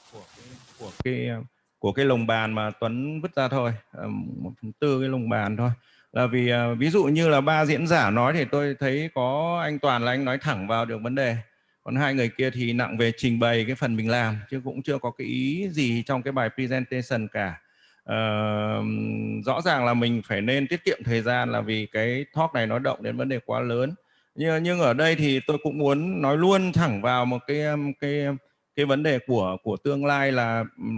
bản thân Biennale trên toàn cầu hiện nay nó cũng đã đi vào ngõ cụt. Và trong 15 năm qua thì những cái Biennale hàng đầu, những cái thinker mà làm Biennale hoặc làm những festival lớn, họ đã có cái tư duy hoặc đã có những cái con đường tìm để mở ra cái Biennale ở một dạng khác, chứ nó không phải là cái Biennale như nói rằng là chúng ta chưa đủ điều kiện để mở ra nó nữa. Vì bản thân cái mà chúng ta nghĩ là chúng ta chưa đủ điều kiện làm ra nó đã lạc hậu rồi. Ở đây không phải là nó chỉ lạc hậu ở những nước phát triển, mà nó không lạc hậu ở những nước chậm phát triển. Và ở đây rằng là nó đã đi sai với tốc độ của phát triển công nghệ vật lý và phát triển dân chủ rồi. Những cái Biennale của Documenta từ cách đây gần 20 năm họ đã tìm cách để mở cái Documenta sang một cái dạng thức mà có nhiều site specific hơn, có nhiều thực địa hơn, có nhiều thực hành trực diện và những cái đề tài hóc búa nhất của toàn cầu. Ví dụ đề tài về Trung Đông, về Afghanistan đã xảy ra cách đây đến 15 năm rồi, và những năm gần đây thì Athens chẳng hạn. Rồi những cái thực hành ở Georgia Biennale chẳng hạn cũng là một cái thực hành mà rất thiết thực, để nó không là Biennale từ lâu rồi nhưng họ vẫn gọi là Biennale thôi. Nên là chúng ta cũng không có gì nói là chúng ta tổ chức những cái khác mới lạ đấy, tức là cải cách Biennale hay không cải cách nữa, mà vấn đề là có dùng được hay không. Đấy mới là câu hỏi lớn để chúng ta, nên Biennale nó cũng không còn là vấn đề ở trong cái giới bàn luận về festival nữa rồi. Ngày hôm nay Biennale đã trở thành một cái công cụ cho quyền lực, cho chính trị, cho các corporation và cho các cái ông mayor ở những cái thành phố quyền lực trên thế giới. Và nói thẳng, Biennale ngày nay đã thành những cái expose, chứ không phải là Biennale nó rất là eye catching, và nó bao phủ càng ngày nó bao phủ cái không khí kiểm duyệt rất là rõ ràng. Ở Aichi Biennale là câu chuyện 3 năm trước, nếu quý vị quan tâm thì thấy là một cái sự xung đột rất lớn lao giữa các quốc gia, và một câu chuyện rất là bôi xấu cái hình ảnh của Biennale cổ truyền mà người chính trị, các nhà quyền lực đứng đằng sau đã sờ bàn tay bẩn của mình vào. Ở Singapore Biennale thường xuyên bị kiểm duyệt. Ở Thái Lan Biennale Krabi, tôi đều là những người dự trực tiếp, tôi cũng biết được kiểm duyệt như thế nào, và tôi còn tham gia vào những cái chương trình để Again Aichi Biennale trong những năm gần đây ngay trong lúc Covid-19. Nên là cái vấn đề Biennale, câu hỏi của Tuấn đặt ra là mở ra một cái khung trời là chúng ta tạo ra những cái gì dùng được trong từng hoàn cảnh site specific của từng xã hội, từng hoàn cảnh, chứ không nên bàn là việc có dùng Biennale hay không nữa. Điều đã là lạc hậu rồi. Xin cảm ơn. Cảm ơn anh Lương ạ. Riêng với anh Lương thì xin lạm dụng anh thêm một lần nữa, vì là anh Lương đã chia sẻ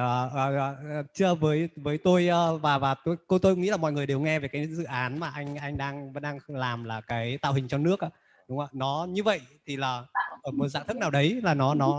nó giống như ở cái cách mà anh đang suy nghĩ về những cái. Cảm ơn anh đã nhắc đến cái chuyện đó. Tôi cũng luôn luôn trăn trở tham gia những cái cơ chế mà nó khác Biennale đi. Tôi có thể lật lại lịch sử, tôi không muốn nhắc công trạng huân chương huy chương của tôi vì nó cổ quá. Nhưng thực ra chúng tôi đã làm Sài Gòn Biennale đã là một cuộc cách mạng về Biennale. Về tôi kể qua cho quý vị biết nhanh rằng là lúc đó quỹ Ford Foundation muốn tổ chức Sài Gòn Biennale. Và chúng tôi còn lục lại lịch sử là năm 1972 Sài Gòn Biennale đã mở ra ở Sài Gòn. Và đã có chuyện là Biennale ở Sài Gòn. 62 chứ hả anh? 72 chứ không phải 62, 72. Lúc đấy có cái tranh của ông Phạm Văn Hạng đấy, cái tranh mà có ruột gan ngâm phóc môn rồi là các thứ đấy. Thì là nhưng mà cái ý đồ mà quỹ Ford bỏ ra tiền rồi, làm việc với bên công ty của Mai Gary rồi, và đã chi tôi ở trong ban tổ chức, tôi là đồng giám đốc, tôi cùng anh Định và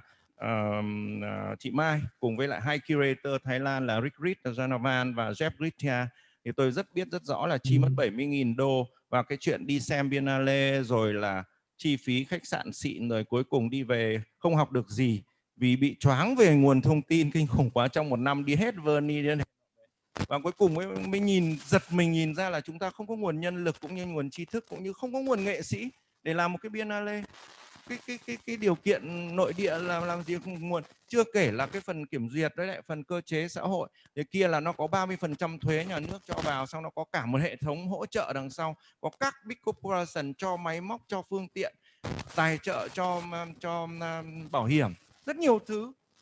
rất nhiều tiền mà chúng ta có con số không. Thì lúc đó ông Michael Rigui mới quay lại, vì tôi chống cái ý tưởng đấy, tôi được mời đầu tiên nhưng tôi bảo không, tôi không làm Biennale vì không phù hợp. Thì ông mới quay lại bảo hóa ra là mày nói là có đúng thì chúng ta bàn lại đi. Nhưng mà ông không đồng ý với tôi ngay, và ông bảo là thôi chúng ta sẽ mở một cái hội thảo. Và lúc đó rất nhiều người ở thế hệ tôi tham gia, từ chị Natasha, từ ông Dương Tầng, từ rất nhiều Nguyễn Quân, tất cả Bắc Nam mở ở Sài Gòn và bàn lại rằng chúng ta làm Biennale là đúng hay sai.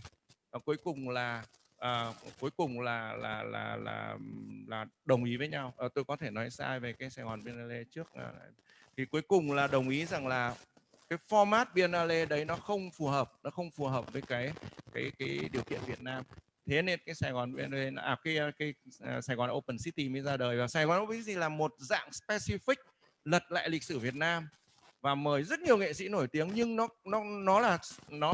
specific chứ nó không phải là một cái Biennale eye catching. Nó rất nhiều vấn đề lục lại lịch sử rất là đau xót hoặc là rất là nặng mùi, rất là hay, rất nhiều nghệ sĩ nổi tiếng. Thế nên là cái Free as a Water bây giờ tôi làm là tôi lại còn đi xa hơn, là tôi đưa vấn đề môi trường và đến phát triển xã hội vào. Vì ngày hôm nay khác với Biennale trước kia là các vấn đề môi trường, xã hội, chính trị bây giờ đã blending thành một rồi. Nên với tôi một giấc mơ tôi một cái Biennale nó mang cả những vấn đề phát triển xã hội, bên nghệ thuật, nhưng nó như là cái presenter cho các cái vấn đề nóng bỏng nhất về môi trường, về bất bình đẳng với các thứ, chứ không còn là chỉ đơn giản là bày ra expo để cho nó. Singapore Biennale là một dạng expo eye catching, là một dạng triển lãm để lôi kéo người xem, chứ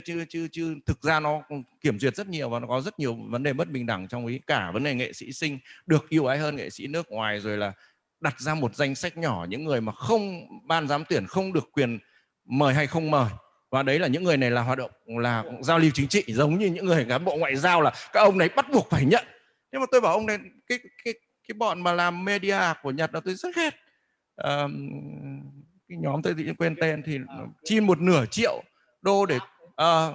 cái gì lab đấy, cái chẳng hạn, thì họ bảo là không, đây trong 4 tác giả này là 4 tác phẩm này là các bạn team lab, các bạn không được quyền chống, là vì đây là các nhà chính trị bảo phải mời bằng được để cho nó nổi tiếng. Thì đấy là mặt trái của Biennale. Nên là tôi đừng, nhưng mà cái này tôi chưa thời gian trình bày ở đây là vì cái này sẽ mất rất thời gian. Quý vị mong rằng trong tương lai tôi sẽ nói riêng về Free as a Water. Xin cảm ơn.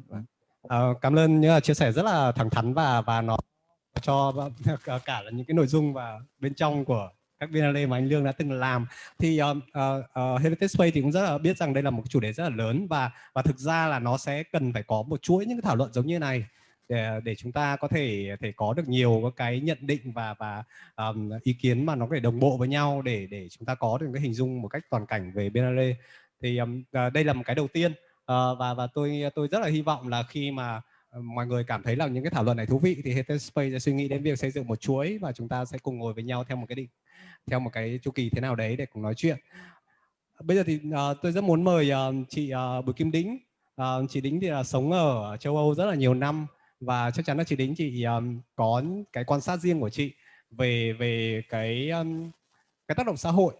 của những cái sự kiện nghệ thuật lớn như vậy. Mà bản thân chị cũng là người nghiên cứu về xã hội học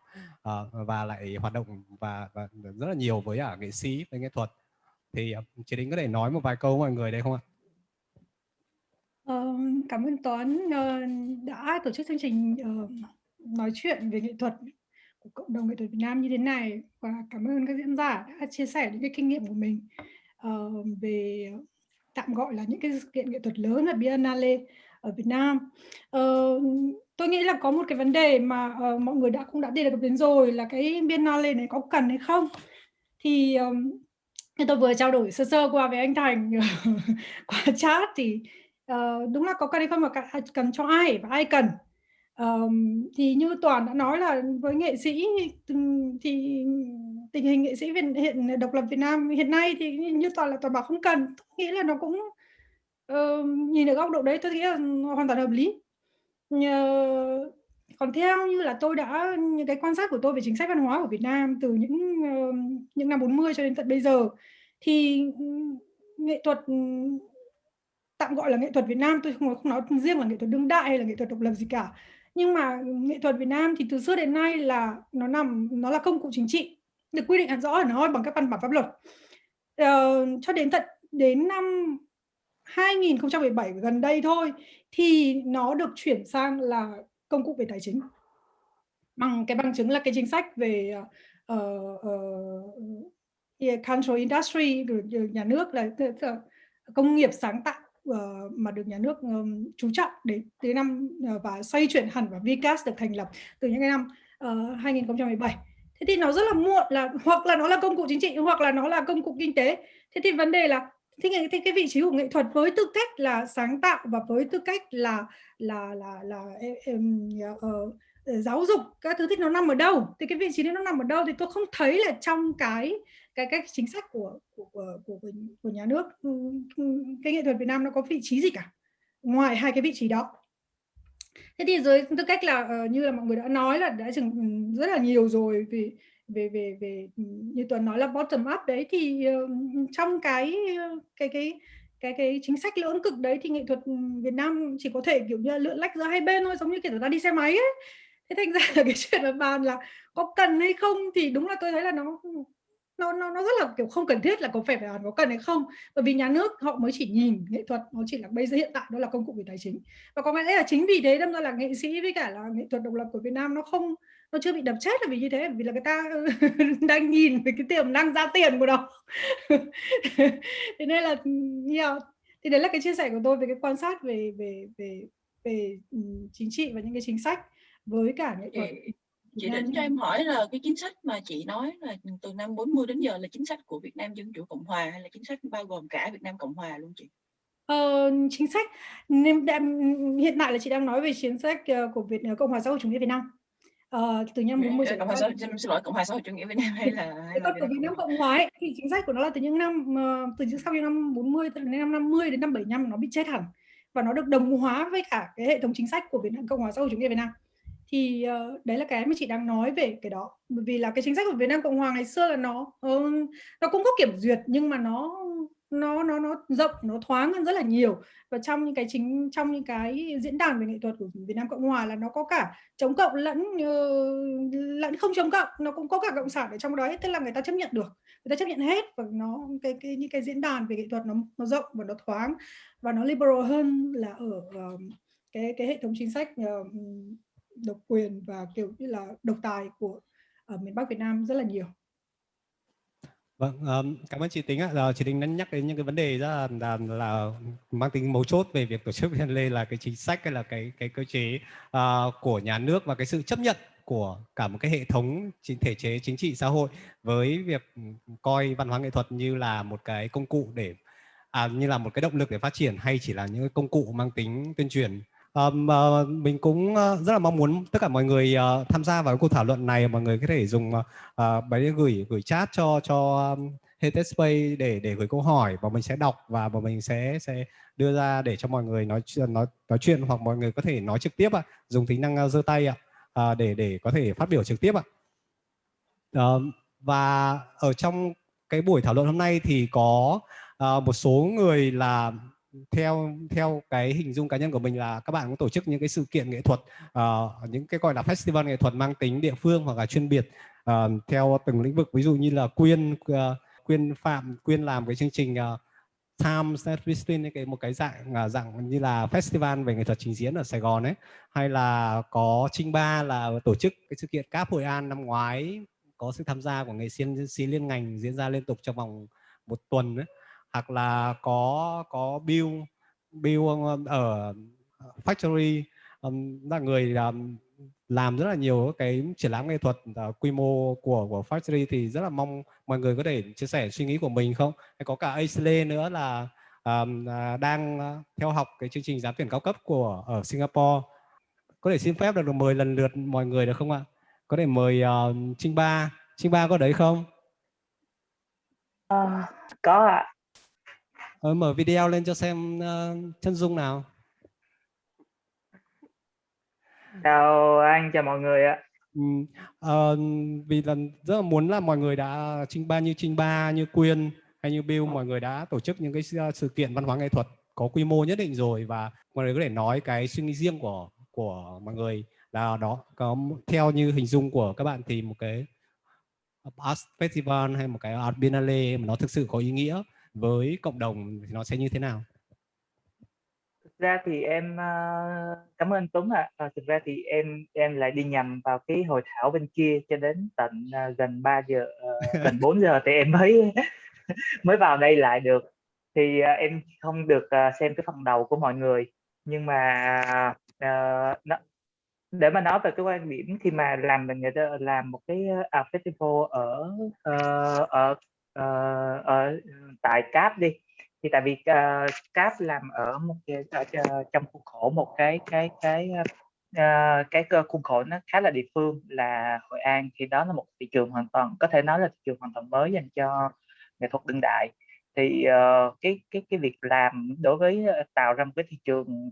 tạo ra một cái chương trình như vậy ở một nơi thị trường hoàn toàn mới như vậy ấy, thì cái việc mà tập hợp lại tất cả mọi thứ lại với nhau, ví dụ như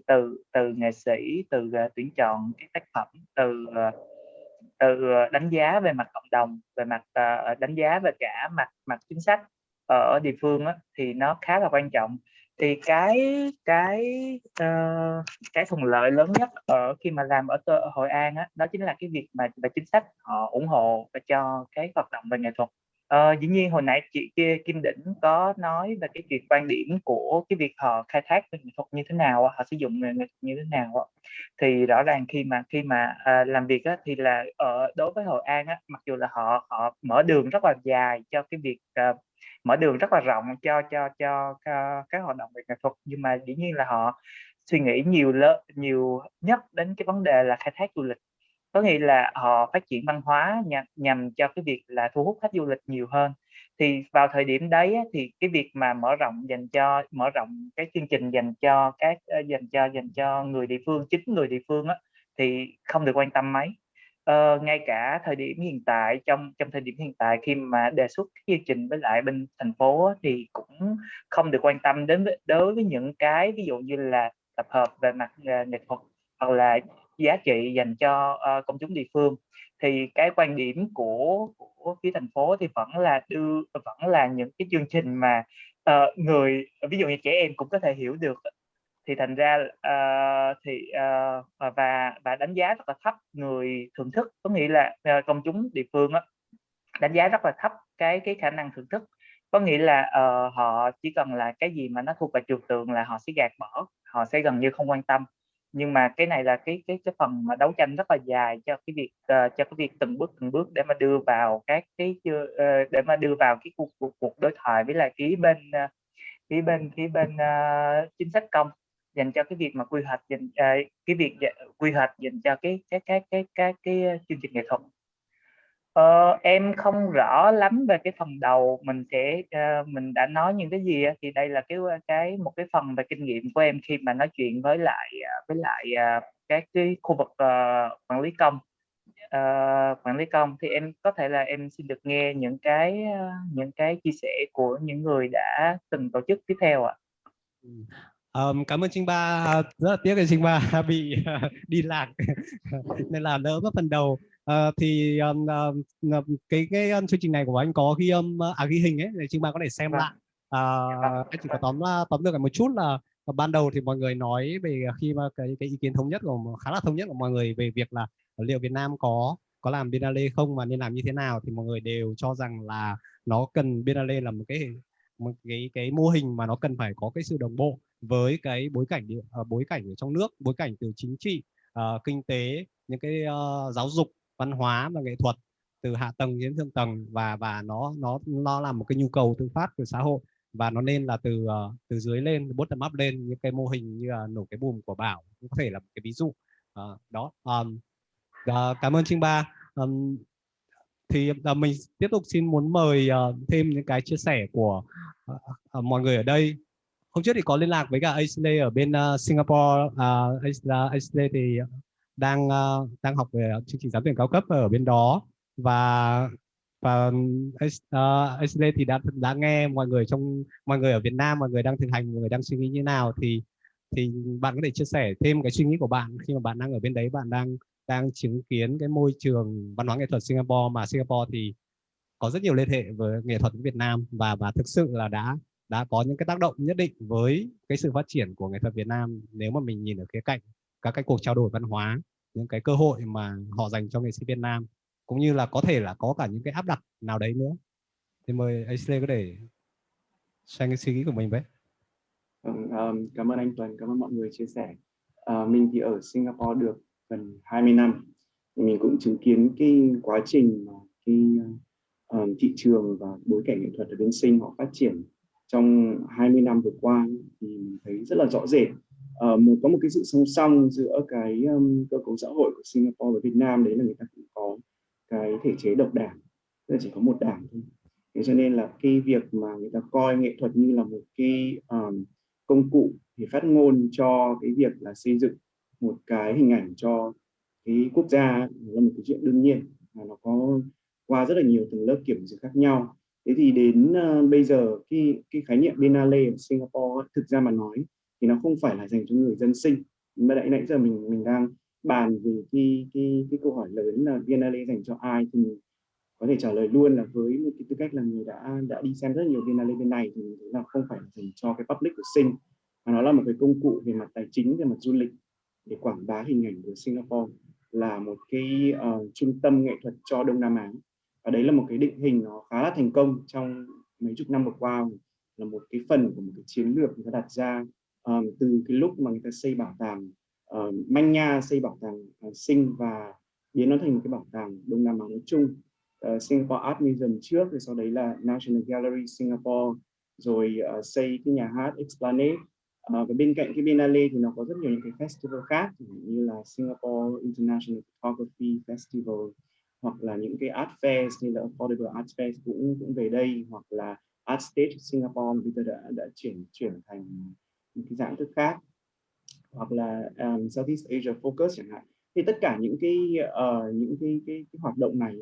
nó đều nằm trong một cái khuôn khổ để quảng bá hình ảnh Singapore về mặt du lịch và kiếm tiền như chị Định nói ban nãy.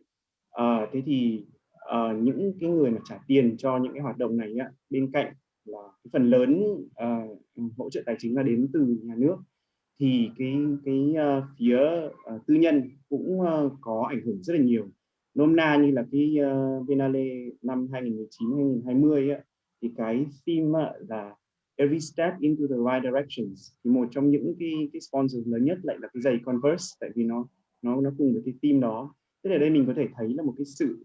tương tác lẫn nhau giữa cái phía nghệ thuật với cái phía thương mại,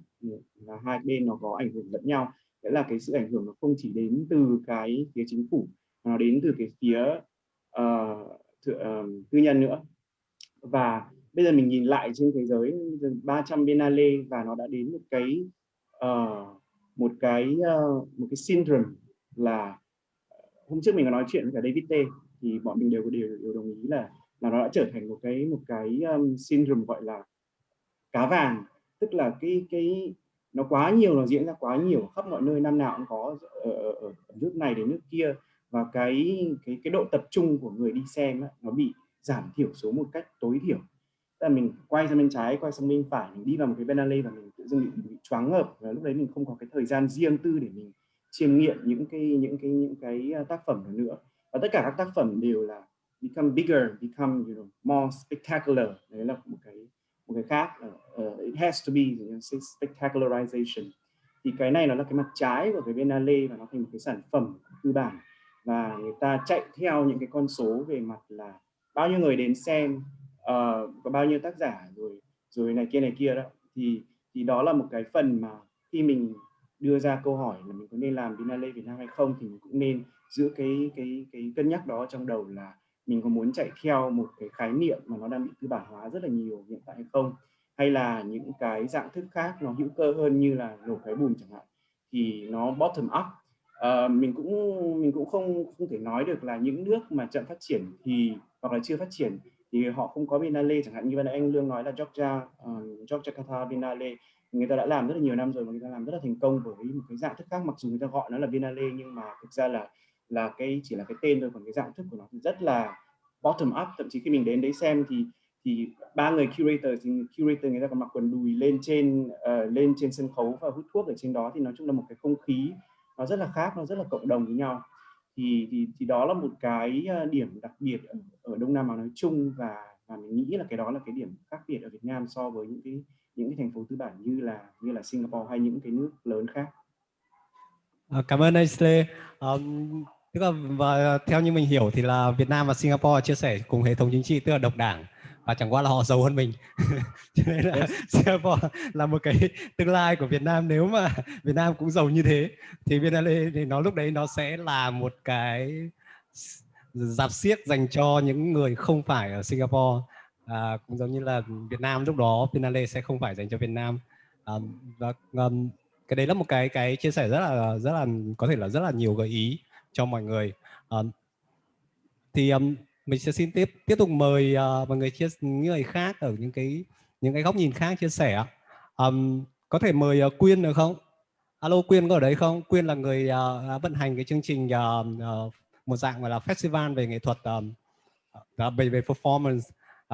và rất là mang tính là local, từ cái nhu cầu từ nội tại, từ chính quyền, và sau đấy kết nối với cộng đồng, mọi người làm thực hành và biến nó thành một cái chuỗi sự kiện mà là 2 năm. Thì Quyên có thể chia sẻ cái việc mà cái suy nghĩ của Quyên khi mà làm cái time between, và sau đấy là cái câu hỏi về cái việc những cái dạng thức cái sự kiện nghệ thuật ở quy mô lớn đấy nó tạo ra những cái tác động gì theo góc nhìn của bạn? Ok, chào mọi người ạ. Thì em cũng bản thân em thì cũng không có ý kiến thì nhiều, cũng nghe mọi người thảo luận từ ban đầu ấy. Thì bản thân cái việc sáng lập ra cái dự án Time Between thì cũng là cái câu trả lời của em đối với vấn đề Biennale rồi ạ. Thành ra cũng không tại vì Time Between vận hành nó là những cái chuỗi sự kiện không ở một quy mô lớn, và nó cũng bắt nguồn từ mang cái tính địa phương rất là nhiều và không có yếu tố thương mại ở đây. Thành ra là khi mà em tạo ra cái dự án này thì cũng là câu trả lời. Nó không cố định, nó không tổ chức theo kiểu hàng năm hay là hàng tháng, mà nó là theo cái có thể nói là nó mang tính chất như là gió ấy. Và nó không bị phụ thuộc vào bất kỳ các yếu tố ngoài những cái tư tưởng về nghệ thuật của em và những nghệ sĩ mà có cùng quan điểm. Thành ra là nếu mà mọi người chia sẻ về Time Between thì ở đây em nghĩ là sẽ mất nhiều thời gian của mọi người, nhưng mà nếu mà mọi người có quan tâm thì có thể vào xem những cái sự kiện mà em và các nghệ sĩ đã cùng làm ấy, thì cũng thấy là đấy là câu trả lời của em đối với Biennale. Dạ, thế thôi ạ. Cảm ơn Quyên. Như vậy là nó cũng là một dạng Biennale rất là alternative, đúng không? Một cái phá cách hoặc một cái phản đề, hoặc là một cái mà nó thực sự nó từ dưới lên, từ cái nhu cầu của các nghệ sĩ và muốn làm và làm cái nó làm cái dạng như thế. Em không gọi nó là Biennale ạ. Thực ra không, nó là nó chỉ là một cái tên gọi thôi mà, nó chỉ là cái từ thôi, chứ nó vâng. mình không định danh nó theo như là cái hiểu Biennale quốc tế. Tại vì em muốn nó là một cái sự phản kháng lại của em đối với cả cái thế giới mang tính vật chất bây giờ, mà nó đã bao trùm cả thế giới nghệ thuật nữa. Cho nên là vậy thôi ạ.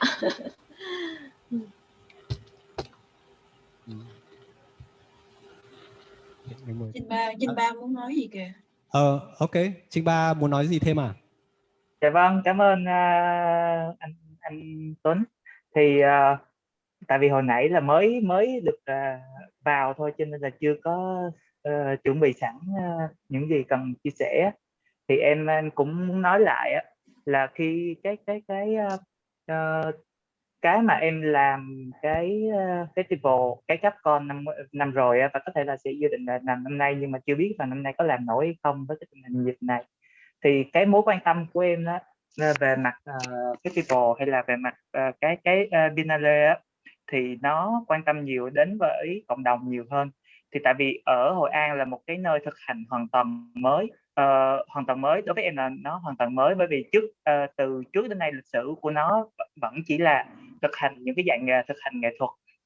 minh họa, hoặc là thực hành nghệ thuật dành cho du lịch. Thì nếu mà đối với thực hành chuyên sâu thì gần như nó không có, và cũng không có ai, nếu mà có một vài người thì thực ra cũng là thực hành cái dạng lễ và họ đi nơi khác để mà trình bày, để mà giới thiệu cái công việc của họ. Thì cái mà mối quan tâm của CAP cũng như là của em nhiều là dành cho cộng đồng, để mà xây dựng cộng đồng ở đây. Thì cái việc mà làm festival kiểu như vậy thì thực sự nó trở thành công cụ. Thực sự lúc này thì em gọi nó là công cụ, Thì cái việc công cụ của một cái festival nó có tác động như thế nào. Thứ nhất là đối với cái mối quan tâm của cộng đồng, là những người mà thưởng thức nghệ thuật ở nơi đây hoàn toàn là một cộng đồng rất là nhỏ. Khi mà em làm CAP Hội An á, thì là rõ ràng cái việc đánh giá cho cái việc mà thưởng thức nghệ thuật á, thì lại không phải là người địa phương là chính, mà lại là người ở nơi khác đến Hội An. Ví dụ như là nhiều nhất vẫn là expat. Cái đối tượng thứ hai là những người mà từ địa phương khác đến Hội An, ví dụ như Hà Nội hay là Sài Gòn. Chứ còn nếu mà thực chất là người Hội An hay là người Đà Nẵng thì lại không nhiều.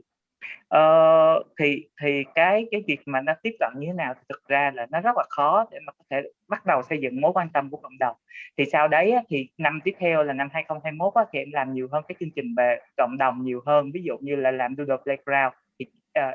dành cho thiếu nhi, nhưng mà là người lớn sẽ đi vào đấy luôn. Người lớn sẽ đi vào đấy khi mà họ dẫn con thì họ mới dần dần nhận ra là các chương trình ở đây nó đang làm chương trình nghệ thuật. Thì cái thứ hai nữa là cái việc thu hút nghệ sĩ về ở một nơi mà nó không có nền tảng, nó không có một cái cộng đồng về nghệ thuật. Ví dụ như là ở Hội An sẽ thu hút để bắt đầu thu hút nó như thế nào. Thì đây cũng là một cái câu hỏi lớn cho cái việc mà đưa nghệ sĩ về Hội An. CAP trực tiếp đưa nghệ sĩ về Hội An, hay là nó dần dần tạo ra một cái nhu cầu của nghệ sĩ sẽ đi vào Hội An. Giống như là nếu mà mình làm festival nào đó thì cái gì sẽ đưa nó đến nơi đó. Cái tác động thứ ba đó là tác động về mặt quy hoạch chính sách. Thì tại vì do Hội An vẫn đang dành, hồi nãy em có nói là do Hội An, và em nghĩ là các nơi nói chung thì họ vẫn nghĩ là nghệ thuật dành cho cộng đồng là phải là một cái gì đó nó rất là dễ hiểu, nó đơn giản, nó hình thức là chính. Thì làm sao để mà thay đổi lại được cái quy hoạch về mặt chính sách. Thì cái việc mà làm một cái festival kiểu như vậy thì cũng là cách để mà em có thể bắt đầu đi nói chuyện với lại phía bên quản lý công,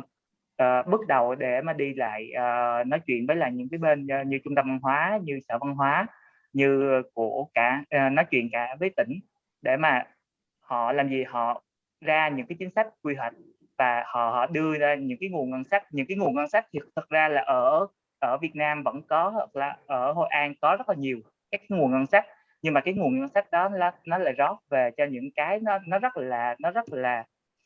là hình thức và màu mè, và nó rất là vô nghĩa, thậm chí là nó tạo ra những cái làn sóng phản ứng rất là mạnh. Ví dụ như chương trình vừa rồi có một cái chương trình ở bên Chùa Cầu thì nó hoàn toàn kinh khủng, nhưng mà cái ngân sách rót ở đây rất là cao. Sau đó thì họ nhìn nhận lại những cái cuộc đối thoại tiếp theo của em, thì em đã nói chuyện được và để mà cho họ nhìn nhận lại về cái việc mà làm festival ở cộng đồng, ở không gian công cộng nó như thế nào. Thì về việc mà làm về tiếp cận lần đầu với các cái về việc tạo ra ở trong một cái thị trường mới em tạm gọi là thị trường mới là làm sao để mà tiếp cận được với để làm sao cho công chúng tiếp cận được với các loại hình nghệ thuật khi mà công chúng đã quen với các loại hình nghệ thuật mà chỉ là mang tính minh họa hay là du lịch. Thì cái việc tiếp cận này rất là khó. Thì khi mà lúc thời điểm ban đầu khi mà em làm Capcom thì nó dễ bị nó thực sự là nó rơi vào cái tình trạng là over curate, là nó rất là nhiều thứ, và nó rất là khó để mà kiểm soát được với tất cả mọi thứ. Thì đó chính là cái đáng sợ nhất của cái việc khi mà em làm một cái festival, nó đi ngược lại với lại cái thực hành của mình, nó đi ngược lại cái quan điểm của mình là gì, là phải chọn những cái gì tin và theo cái quan điểm của mình nhiều hơn. Nhưng mà nó lại đi ngược lại cái việc là cái chuyện mà tiếp nhận của cái người đến, tiếp nhận của cái người đến xem, tiếp nhận của cái người mà sẽ đến tham gia và đến thưởng thức nó. Thì gần như là thời điểm đó nó bị xung đột với nhau rất là nhiều. Cảm ơn Trinh Ba. Cảm ơn. Cảm ơn Trinh Ba chia sẻ hơi dài một chút nhưng mà nói rất là chi tiết về những cái khó khăn và cái cách mà tiếp cận của Capcom của một cái dạng festival nghệ thuật ở một cái địa điểm, một cái rất là địa phương và rất là có nhiều yếu tố đặc thù văn hóa như Hội An. Thì mình sẽ muốn mời thêm một cái chia sẻ khác từ một festival rất là có cái đối tượng làm nhóm chuyên biệt là Queer Festival mà anh Quốc Thành và chị Nhung vẫn làm khá là nhiều và như vẫn còn đang có dự định làm những chương trình mới. Thì không biết anh Thành và chị Nhung có ở đấy không ạ, và có thể nói chuyện với mọi người một chút về chương trình, về cái festival Queer Festival của anh chị không? Anh Thành ạ. Vâng, ok. Xin chào, mình xin lỗi là mình không bật được cái webcam. Rồi, tiếc quá. Em chỉ thích ngắm anh Thành thôi, và anh Thành lại không bật webcam. Đây rồi. Xin chào mọi người. Mình cũng không biết là có thể chia sẻ gì với cả mọi người về cái festival, Queer Festival. Thì vì mình không có sự chuẩn bị trước ấy. Nhưng mà có một cái điều là lúc nãy là Đĩnh có nói về cái chính sách văn hóa đang hướng nghệ thuật về hai phía. Thứ nhất là về chính trị và thứ hai là về công cụ kiếm tiền ấy. Thì ngoài ra nó còn có một cái, mình nghĩ là còn một cái hướng nữa, đó là cái việc hướng nghệ thuật để phục vụ vào những cái vấn đề mang tính chất xã hội, tức là ví dụ như là phát triển cộng đồng này, hay là dành cho những nhóm yếu thế hay là cái gì đấy. Thì đó là một cái hướng mà những cái tổ chức phi chính phủ hoặc là thậm chí có cả chính phủ nhưng không phải là cả chính phủ Việt Nam nữa, họ cũng dùng nghệ thuật để mà họ làm cái việc đó. Thế thì ở một mặt nào đấy thì nó cũng là một cái cơ hội để cho các nghệ sĩ tham gia vào với cái đối thoại với cộng đồng ấy. Mặt thứ hai thì là nó cũng gây cho nghệ sĩ mà làm những cái việc đó nhiều những cái khó khăn. Tức là bên phát triển xã hội thì họ bao giờ cũng yêu cầu có một cái kết quả cụ thể nào đấy. Ví dụ như là sau khi triển lãm xong thì người ta phải hiểu biết tốt hơn về người đồng tính, không tính chuyển giới, hoặc là người ta phải yêu tổ quốc hơn, hay là cái gì đấy. Thì cái việc đấy nó là một cái sự tác động mà nó không đến trực tiếp từ cái việc tham gia vào một cái triển lãm, tham gia vào xem tác phẩm. Vì là thường các nghệ sĩ thì sẽ từ chối cái chuyện đưa ra một cái thông điệp là bạn hãy yêu người LGBT đi, hoặc là bạn hãy yêu tổ quốc đi chẳng hạn. Thì đấy là cái mâu thuẫn mà mình phải tìm cách làm việc trong một cái mâu thuẫn đấy. Thì Thành vẫn cho rằng là những cái dự án nghệ thuật hay là những cái triển lãm hay là những cái sự kiện nghệ thuật thì nó là một cái cơ hội để thảo luận, để trao đổi, để gặp gỡ. Thì nếu mà mình tạo được cái sự gặp gỡ như thế thì nó cũng là một cái sự cần thiết. Vì sao? Vì là gần đây thì mình có được hỏi một cái câu của bên làm về các vấn đề xã hội là cái hiệu quả của nghệ thuật là cái gì. Thì mình vẫn phải đặt lại câu hỏi là đến bây giờ mình làm nghệ thuật thì cái hiệu quả, với cả mình làm kinh tế xã hội chẳng hạn, thì cái hiệu quả của cái việc làm nghệ thuật đấy với cả cái việc làm về kinh tế xã hội thì nó khác nhau như thế nào. Đấy thì câu trả lời thì vẫn phải là cái chuyện là cái môi trường nghệ thuật đấy nó tạo ra, nó đem lại cái gì cho những người tham gia cái dự án nghệ thuật đó. Thì nó cho người ta một ít thu nhập, hay là cho người ta một ít sảng khoái, hay là cho một cái sự chạy trốn khỏi những cái khó khăn hàng ngày, hay là hay là nó cũng tạo cho người ta một cái tâm thế là ở trong cái môi trường nghệ thuật đấy thì người ta có một cái sự bình đẳng nhất định nào đấy, người ta có một sự tự do nhất định nào đấy. Thì mình cũng có thể là đi theo cái hướng đấy. Và mình nói thực là cái dự án của mình nó đem lại cái tác động gì cho người tham gia. Nhưng mà khi mà mình làm queer ấy, thì mình nhận thấy rằng là cái dự án đấy nó khá là kén. Vì là cái người khi mà một cái cộng đồng LGBT đến một cái sự kiện nghệ thuật thì họ có một cái sự chờ đợi nhất định là những cái tác phẩm hay là những cái nội dung hoặc là những cái hình thức ở trong đấy nó đi theo một cái hướng nhất định, là cái hướng là đấy, tôi là LGBT thì tôi đòi là được lấy nhau và được chuyển giới và được công nhận. Thế còn nếu mà những cái tác phẩm mà nó không nói về cái vấn đề đấy thì người ta sẽ không đến xem nữa. Và đấy là một cái mà mình nghĩ là có cái hạn chế của cái việc là tổ chức những cái hệ dự án nghệ thuật mà lại mang tính xã hội ấy. Vì là nó sẽ có những cái, nó sẽ vấp phải những cái mong đợi như thế từ cái bên người xem, và mình phải tìm cách nào đấy để mình giải quyết được cái mâu thuẫn đấy. Thì thứ hai nữa là khi mà mình muốn làm một cái dự án nghệ thuật, ví dụ như vừa rồi làm Vườn Lài chẳng hạn, là một dự án mà chiếu phim mà thảo luận và viết và viết các thứ về phim, thì nó lại là một cái dự án khá là đòi hỏi ở cái chỗ là mình vừa phải là người xem phim, vừa phải là người viết, vừa phải là người vẽ, vừa phải là cái người mà nói được về phim. Thì nó cũng là một cái thực sự là khó khăn, vì bây giờ tìm được cái người mà viết về phim cũng đâu có phải là đơn giản. Vậy thì nói linh tinh nhưng mà cuối cùng kết luận vẫn là thôi thì vẫn cứ phải làm, tôi sẽ biết làm thế nào. Em thấy là một trong những cái vấn đề lớn của Biennale như anh Thành nói, ví dụ như mình xin tiền từ NGO thì mình bị cái vấn đề về xã hội, mình xin tiền từ chính phủ thì mình bị vướng các vấn đề về chính trị, và mình xin tiền của các corporate thì mình bị vướng vấn đề về thương mại. Và vấn đề là tại sao mình lại phải xin nhiều tiền như vậy? Tại sao làm một cái triển lãm mình lại phải xin tức là mọi người khi nhắc đến Biennale là người ta sẽ nghĩ ngay đến triệu đô, bởi vì nói là dưới triệu đô thì khó thể nào làm một cái Biennale chất lượng được, đúng không ạ? Nhưng mà câu hỏi ở đây là để có được $1 triệu đó, nó đã là một vấn đề. Cái con số đó, chính cái con số đó nó là một cái vấn đề rồi. Bạn làm cái gì để bạn ra được $1 triệu đó để bạn làm một cái sự kiện nghệ thuật? Em nói ví dụ như Nổi Cái Bùm á, tụi em làm 8.000, 10.000, 15.000 đô la và làm hết một thành phố. Thì em nghĩ là cái kỳ vọng của mọi người khi mà phát triển một cái Biennale cho nó hoành tráng, cho nó fit được vào trong một cái tòa nhà của National Gallery chẳng hạn, thì cái production cost rất là cao. Và cái việc mình thổi bùng một cái sự kiện lên nó lớn như vậy khiến cho mình phải phụ thuộc rất nhiều bên về mặt tài chính. Và khi bạn đi xin tiền của người ta thì là bạn phải report. Thì em nghĩ cái vấn đề rất là lớn nó nằm ở chỗ là khi mà em làm Nổi Cái Bùm chẳng hạn đi, thì khi mà em xin tiền của các bên đó thì em không có hứa hẹn với người ta là em không được kết quả gì hết. Em chỉ báo cáo với họ là mình làm ngày đó, giờ đó, và chương trình là như vậy đó, và nếu mình làm được hay không thì mình báo cáo lại cho họ. Chứ còn những cái kết quả về mặt gọi là bao nhiêu người thay đổi, bao nhiêu người yêu Tổ quốc hơn, bao nhiêu người mua tác phẩm, thì những cái đó mình không có. Và cái việc mà mình tiêu tiền ít lại á, và mình làm nó gọi là nó extract hơn, nó tinh hơn, nó organic hơn, và nó phù hợp với lại cái đúng cái bối cảnh của mình và đúng những cái nhu cầu của mình đó, thì em nghĩ là cái đó nó sẽ khiến cho cái Biennale nó bớt giả tạo đi. Cảm ơn Bảo. Chị Đinh muốn nói gì đúng không ạ? Mình xin phép bổ sung thêm một ý của Bảo như Bảo đã nói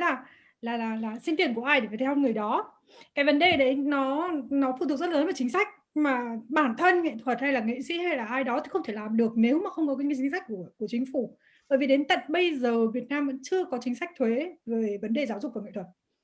Tức là ví dụ như là chẳng hạn như là mình ở Đức chẳng hạn, thì các bên mà tài trợ hay là ủng hộ về nghệ thuật, họ hay là giáo dục thì họ được miễn thuế. Cái đó là tức là họ miễn thuế bằng bất cứ cái hình thức nào, hoặc là thuế thu nhập cá nhân, hoặc là thuế thu nhập của công ty của họ hay là cái tập đoàn của họ. Và với một điều kiện là vì là giáo dục, vì là nghệ thuật được đặt ở trong cái mục tiêu giáo dục, nên là cái việc mà họ tài trợ đấy, họ không, cái thứ nhất là họ không được can thiệp vào nội dung, cái thứ hai là họ không được quảng cáo. Cái support nó khác với cả cái sponsor. Thì đa số cái nghệ thuật được support của nhà nước hoặc là tư nhân các thứ là tất cả các đơn vị support là không được quảng cáo một chút gì về cái cương vị của mình. Và kể cả là những cái logo của tập đoàn lớn là được đặt tên ngang với cả một cá nhân mà họ chỉ có thể họ support chỉ có một vài đô hoặc vài euro thôi về trong trường hợp đấy. Thế nên là ở Việt Nam nó không có cái chính sách đấy. Thế nên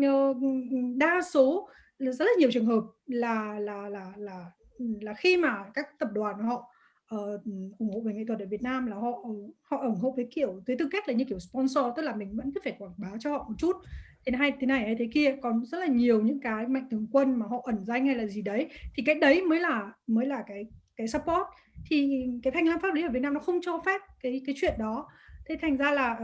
cái chuyện mà có đồng ý là có phải theo ai đó hay không nó phụ thuộc rất là nhiều, như là Bảo nói là phụ thuộc rất là nhiều vào cái người tổ chức và cái người đơn vị và những người nhận tiền như thế. Thế nên là kiểu gì thì kiểu thì Việt Nam mình cứ phải lạng lách thế thôi. Thì đấy là cái chia sẻ của mình về cái đó. Vâng. Mình cũng có thể xin Vâng, thêm anh Thành nói đi. một hai câu nữa là khi mà mình làm việc với cả, nếu mà mình làm theo cái hướng là xã hội ý, thì là đồng thời mình coi những cái người mà người ta cho tiền mình cũng là một cái đối tác ý, thì không phải cái chuyện là mình nhận tiền họ và mình đi theo họ, mà là cái việc mà mình làm việc cùng với họ ấy, tức là mình nhận tiền của họ và mình làm việc cùng với họ, thì trên lý thuyết là nó vẫn có thể là xảy ra cái chuyện như thế. Nhưng mà nếu mà mình không làm việc với họ, mình không thuyết phục họ thì mình thiệt. Và cái nhiệm vụ của những cái NGO và những cái tổ chức đấy là họ phải support những cái hoạt động mang tính chất xã hội như vậy. Đấy là trên mặt lý thuyết. Thế nhưng mà tất nhiên là về mặt thực tế thì nó còn nhiều thứ khác nữa, và vai trò của giấy tờ và hành chính nó rất là nhiều ấy, và mình phải tốn rất là nhiều công sức vào những cái hội đồng kiểm toán đấy. Thế thì nhưng mà mình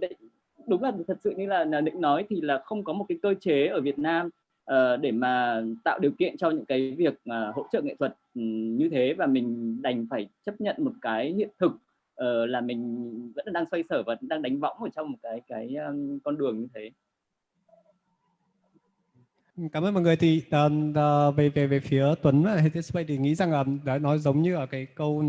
cái chia sẻ của Bảo, thực ra là chúng ta không thể tránh được cái sự tham gia khi mà một cái sự kiện nghệ thuật lớn mà có nhiều stakeholder, nhiều bên tham gia, thì kiểu gì thì những cái tác động của những bên đấy vào nó vẫn có. Còn tùy theo từng thể chế và tùy theo từng bối cảnh thì chúng ta cái gọi là cái hành lang về pháp lý, về quy định ấy, ở các quốc gia nó khác, thì họ giảm thiểu được những cái hệ quả ngược, cái tác dụng ngược của các tập đoàn, của các cái công cụ biến các cái nghệ thuật thành công cụ đi. Như ở Việt Nam thì nó chưa có, nhưng mà kinh nghiệm ngay cả kinh nghiệm Heritage Space khi tổ chức những cái sự kiện như cái dự án tháng này nghệ thuật chẳng hạn, thì bên mình thì làm việc với cả các tổ chức quốc tế thì họ có những cái quy định rất là rõ ràng, thì cái sự can thiệp của họ vào trong cái vận hành dự án của mình thì sẽ gần như là không có gì, rất là ít. Nó cũng giống như Bảo ngay deal ngay từ đầu, thỏa thuận ngay từ đầu với những nhà tài trợ về cái quyền lợi của họ. Thì nó là chính ở đây là câu chuyện quay ngược lại về những nhà tổ chức. Chúng ta lựa chọn con đường nào, và chúng ta lựa chọn cái mục đích của mình và cái cộng đồng mình hướng tới là gì, thì nó sẽ quyết định cái festival của mình nó là như thế. Hiện tại thì talk cái sự kiện của mình là diễn ra là 2 tiếng rồi. Theo chương trình thì khung chương trình thì cũng đã hết, nhưng mà mọi người thì nếu mà vẫn sẵn sàng nói chuyện chia sẻ thì mình vẫn cứ ở đây, và ai có ý kiến gì thêm hoặc là muốn xem thêm cái suy nghĩ thì mời mọi người ạ.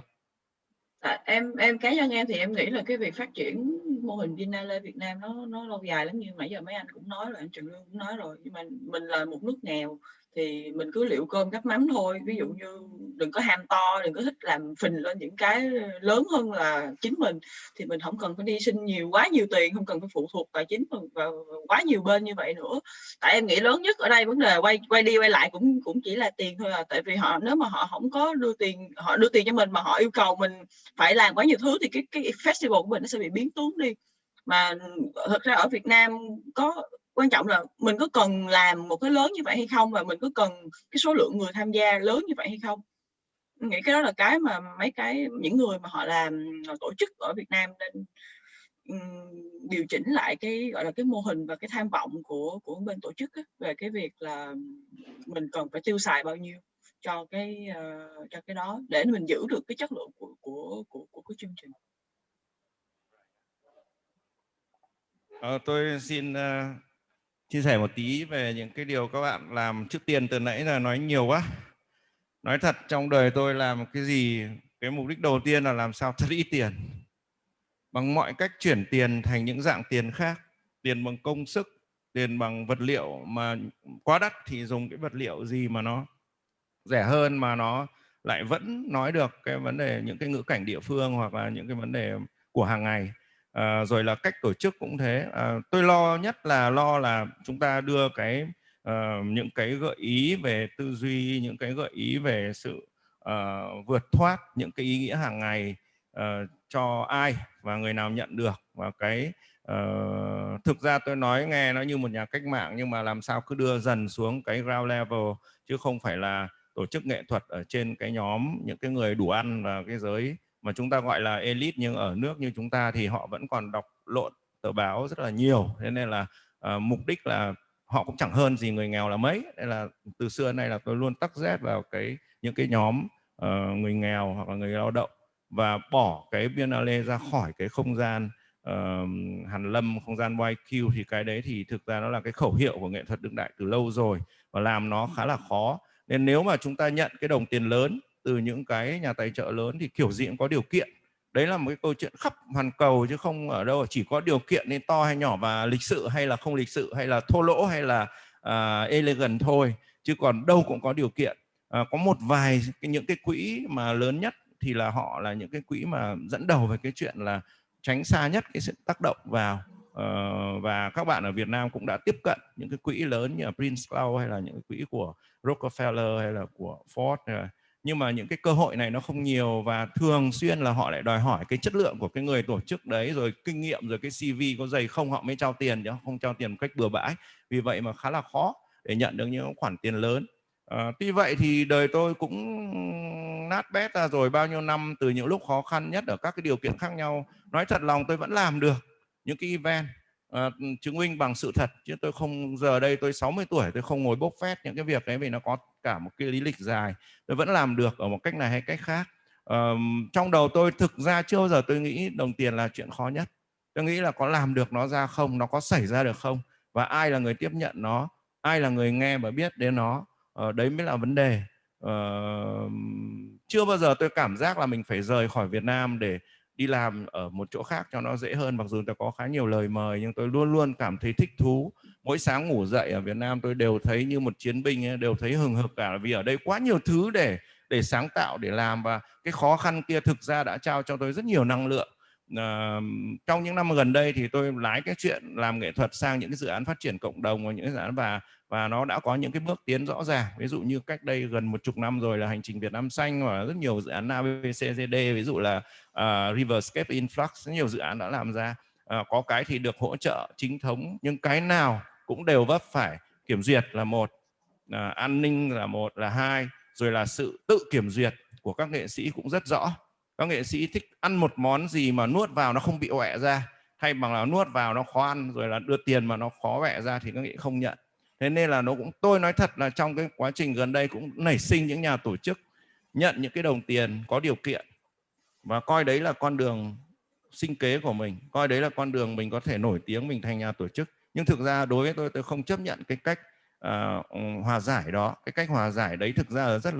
là tham nhũng và quan liêu. Tôi nghĩ rằng là đấy là cái cách nguy hiểm khi mà ông nhận những cái đồng tiền, và ông nói rằng là ông vẫn tác động được xã hội phần nào, nhưng cái đấy tôi cảm giác là nó không fair. Bản thân tôi thì luôn luôn vẫn làm một cách cực đoan, chứ tôi không muốn làm những cái cách hòa giải.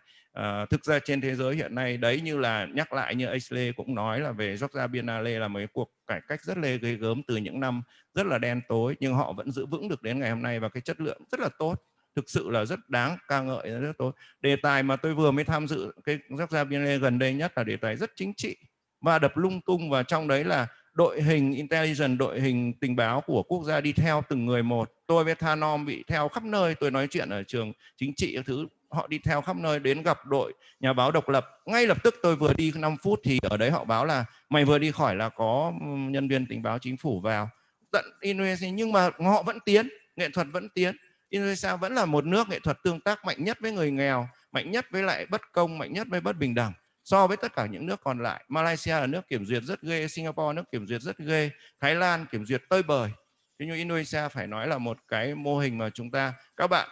hãy tìm cơ hội để đi Indonesia và học hỏi và tiếp cận với họ. Họ xứng đáng là một bài học để chúng ta học tập.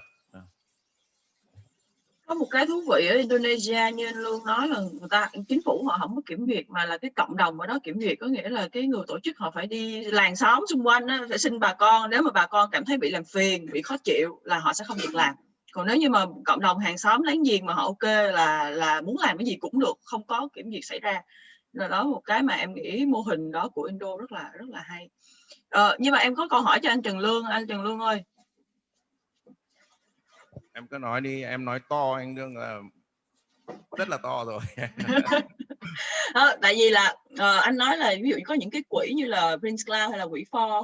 họ không có áp đặt cái điều kiện của họ vào trong cái nội dung chương trình của mình, nhưng mà họ sẽ chọn rất là kỹ ngay từ đầu những cái người tổ chức, và họ chọn dựa trên cái CV khá là hoành tráng của những cái người tổ chức đó. Đấy là cái Vậy thì để có được cái CV như vậy, cái người tổ chức đó họ cũng đã phải là một nghệ sĩ tham dự rất nhiều các biennale khác, hoặc là họ đã là một cái nghệ sĩ tổ chức rất nhiều biennale khác. Vậy thì bằng cách nào đó em nghĩ là nó vẫn có một cái sự gián tiếp ở đây, là cái mô hình biennale nó là một cái gạch đầu dòng rất là quan trọng trong CV của nghệ sĩ, và cái đó là cái mà em thấy là một vấn đề, bởi vì rất nhiều người hiện giờ họ chọn làm việc với nghệ sĩ không phải nhìn tác phẩm mà là họ đọc CV. Anh nói với Bảo việc này là với những cái hội đồng nghệ thuật của các cái quỹ tạm gọi là khá là radical và khá là tiên tiến trên thế giới bây giờ, thì họ còn không tin vào một cái CV mà dự nhiều biennale. Anh phải nói ngược lại như vậy. Hiện nay là họ nhìn vào cái quá trình thực hành underground hoặc quá trình thực hành mà nó có tính chất phá cách đấy, thì và họ chấm. Anh ngồi khá nhiều hội đồng cho đến giờ, bọn anh không bao giờ tin vào cái CV đẹp cả. Vì CV đẹp, nói thật lòng ra, trong đấy có đến 70% là CV tạo dựng. Không tin được. Khi mà tạo dựng chắc chắn ai có một tí xong bắt đầu vẽ lên, có 30% vẽ lên thành 60%. Nên là cái nguồn để cho các hội đồng là nguồn minor channel rất nhiều. Cái mạng lưới của các hội đồng đấy rất là rộng, mạng lưới cộng tác viên rất rộng, những nguồn không khai tên để mà đi tìm. Thậm chí là anh nói thật, tất cả cái hội đồng nghệ thuật ở cái phía mà phi lợi nhuận tốt ấy, trên thế họ có một cái mạng lưới thậm chí là bôi vào blacklist những ai mà xin quỹ mà dùng không đến nơi đến chốn, hoặc là dùng không minh bạch, rồi là nói một đằng xong thực hiện một nẻo. Nói thì rất là hay nhưng đến khi thực hiện thì rất là an toàn chẳng hạn, thì chỉ sau 1 đến 2 lần là lập tức không những blacklist ở ngay quỹ đấy mà blacklist luôn ở những cái quỹ thành viên khác, là vì cái hội đồng ấy nó khá là crossover, cái thông tin nó đã.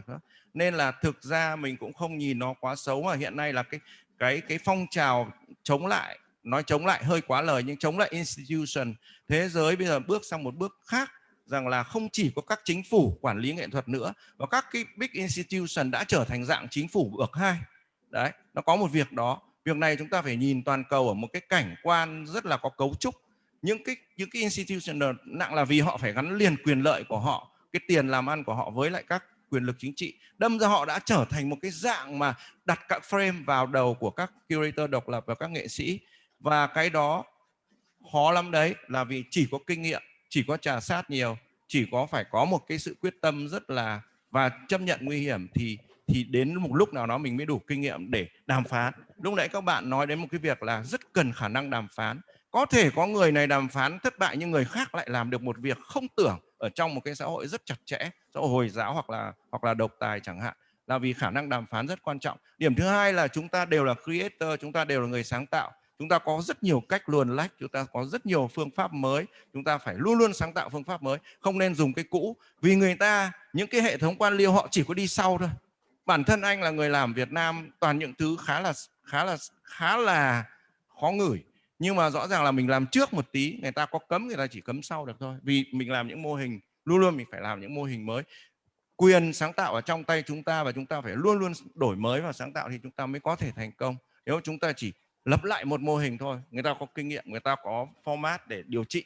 giống như điều trị bệnh thôi, là người ta sẽ điều trị. Nên là anh không nghĩ là những cái quỹ lớn họ khó khăn đâu. Nhưng cái việc mà cái CV ở đây không nói là dày mà thuyết phục, cái đấy cần thiết. Nên là đối với vai trò một người ngồi trong các quỹ thì họ sẽ như thế này. Họ hầu như rất ít khi họ bỏ tiền cho một người mà nói một dự án siêu hay, siêu mới, nhưng không có dẫn chứng là anh đã thực hành rồi. Thường là những người phải tự bỏ tiền túi ra, tự gathering cái nguồn địa phương, làm trước 1, 2, 3 cái đã. Thì khi cái hồ sơ nộp ấy luôn luôn là trở thành cái đất, trở thành cái material để hội đồng họ duyệt một cách tinh tế. Họ thấy là chưa tròn, chưa giỏi lắm, chưa kỹ lắm, nhưng mà đây là tiềm năng, đây là bọn làm thật, đây là bọn sẵn sàng chảy máu, đã từng chảy máu. Còn cái bọn mà viết rất đẹp nhưng mà đến khi đưa cái hồ sơ ra, hồ sơ ảo mà hồ sơ không thuyết phục, hoặc khi họ dùng refund để họ kiểm tra, họ thấy là không thực sự như là nói. Đấy là dẹp, đấy là dưới góc độ hội đồng là như thế. Em có câu hỏi gì nữa anh sẽ nói thế. Cảm ơn trả lời rất là chi tiết anh Đương, và những cái câu hỏi như này mà mở ra thì sẽ thành những cái hội thảo rất là dài và rất là to, nhưng mà rất là hay, tại vì là cái này Heritage Space thấy đây mới chính là cái tinh thần mà chúng ta cùng ngồi thảo luận với nhau, khi mà chúng ta đưa một cái chủ đề rất là lớn như Biennale lên bàn, chúng ta cùng thống nhất đấy chỉ là một cái định danh và tên gọi, nhưng mà chúng ta quan tâm đến những cái cách thức vận hành của những cấu trúc nghệ thuật lớn và làm thế nào để áp dụng vào trong cái bối cảnh đặc thù như Việt Nam. Và chúng ta, những cái ý kiến nhân Lương này tôi rất thích ở cái ý kiến là chúng ta nên đi trước, chúng ta nên tạo dựng ra những mô hình đi trước, và đấy cũng theo quan điểm của chúng tôi, Heritage Space, đấy là tinh thần nghệ thuật đương đại, nghệ thuật mà luôn dấn thân, luôn tạo dựng những giá trị mới, những cái thẩm mỹ hay những cái tác động xã hội mới mà người ta chưa biết, và như thế nó mới có tinh thần dẫn dắt. Thì chắc là thời gian thì cũng đủ rồi, nhưng mà Heritage Space rất là mong sẽ gửi một cái email để cho mọi người có thể cho chúng tôi biết là những cái cuộc thảo luận như thế này mà có thích không, có muốn có cảm thấy là chúng ta sẽ muốn ngồi với nhau thêm nữa để làm thêm một cái series như thế nào nữa không? Chị Đính ạ, chị Đính định có ý kiến gì không ạ? Mình xin phép xin bổ sung một ý rất là nhỏ của anh Lương. Anh Lương có nói đến khả năng đàm phán của nghệ sĩ hoặc là những người làm curator. Trong đấy thì cái khả năng đàm phán đấy thực ra thì nó là politics, of art. Mà cái khi mà nói là kiểu như là không compromise, không phải đi theo một cái quỹ nào hay là gì cả, thì theo mình nhìn theo hướng politics of art thì không có cái gì là không phải đi theo cái gì hết. Bởi vì là ngay cả ví dụ một cá nhân bỏ tiền ra bảo là bây giờ bạn làm đi, tôi chả cần bạn có cái gì cả, đấy là cái politics của cái cá nhân đấy rồi, kể cả cái quỹ đấy lớn hay nhỏ đều thế. Thế nên là cái việc ở đây là có những người hoặc là có những nhóm này làm theo những cái tổ chức xã hội này, hoặc là cái nhóm kia làm theo những cái tổ chức như Ford Foundation hay là gì đấy, hay là không nhận một tí nào tài trợ cả và bảo là tôi làm hoàn toàn là không hề ảnh hưởng cái gì cả. Thế nhưng mà thực ra thì trong cái không ảnh hưởng đấy nó cũng đã là ảnh hưởng rồi, bởi vì khi đã nói về politics thì cái chuyện không và có đã là politics rồi. Thế nên là mình nghĩ là trong cái bối cảnh đấy mà khi nhìn thì nên nhìn nó rộng ra một chút, chứ không phải là chỉ là tôi làm thế này thì tôi mới là absolute, hoặc là tôi làm thế này thì tôi mới là đúng hay không, thì tôi thấy là cái chuyện mà nói đúng sai ở đây nó không, hay là nói là có theo bị tác động hay không, nó rất là khó nói, mà vấn đề là người ta lại sẽ làm như thế nào. Đấy, thì cái chuyện đấy sẽ là quan trọng hơn rất là nhiều đến cái chuyện là tôi có nhận tài trợ hay không, và tôi có theo những cái tổ chức tài trợ hay không. Thì khắp nơi trên thế giới ở đâu thế thôi, kiểm duyệt luôn là vấn đề, kể cả là những nước tự do nhất như là Mỹ hay là Đức hay là hoặc là anh bị kiểm duyệt trực tiếp bởi chính phủ, hoặc là bằng các tổ chức xã hội dân sự, hoặc là các cá nhân nó không thích nó đứng ở trước cửa Triển lãm nó biểu tình, anh phải đóng cửa, thế thôi. Đấy là một hình thức kiểm duyệt. Và khi mà ngồi qua một cái hội đồng, người ta chấm giải, người ta nhìn thế này thế kia, đấy cũng là kiểm duyệt rồi. Vấn đề là cái hình thức như thế ở mức độ nào và như thế nào và dựa trên những cái tiêu chí gì, thì cái đấy là cái mà ở Việt Nam nó vẫn còn đang ở chế độ độc đảng. Có lẽ là như là Ashley nói là Singapore nó cũng tương tự như thế, nó chỉ có điều nó theo một cái mô hình khác, và Việt Nam nó theo một mô hình khác, nó theo một cái thứ chủ nghĩa hoặc là một cái đường lối khác, thế thôi. Chứ còn thì tôi chẳng nghĩ là ở đâu mà lại thoát khỏi kiểm duyệt cả, chẳng bao giờ. Và nghệ thuật luôn luôn nó phải play in between như thế, và cái đấy nó tạo thành cái politics của nó, và nó tạo thành cái đấy nó mới vui. Chứ còn nếu mà không có cái đấy rất là đơn giản, cứ thế đường thẳng đấy mà đi, chả có cái gì để mà bàn nữa. Xin hết ạ.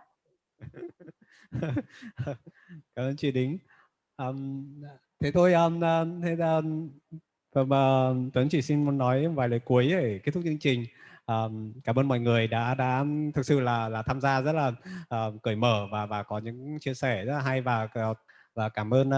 ADP Center của anh Trần Lương đã hỗ trợ địa điểm ngày hôm nay. Và vâng, mình luôn luôn có cơ chế tự kiểm duyệt chứ, và cơ chế đấy nó giống là cơ chế an toàn nên là không thể nào tránh được. Vâng, cảm ơn mọi người ạ. Mình xin phép được kết thúc chương trình ở đây ạ.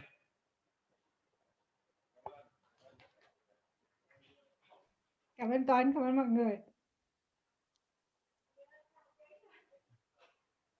Bye bye.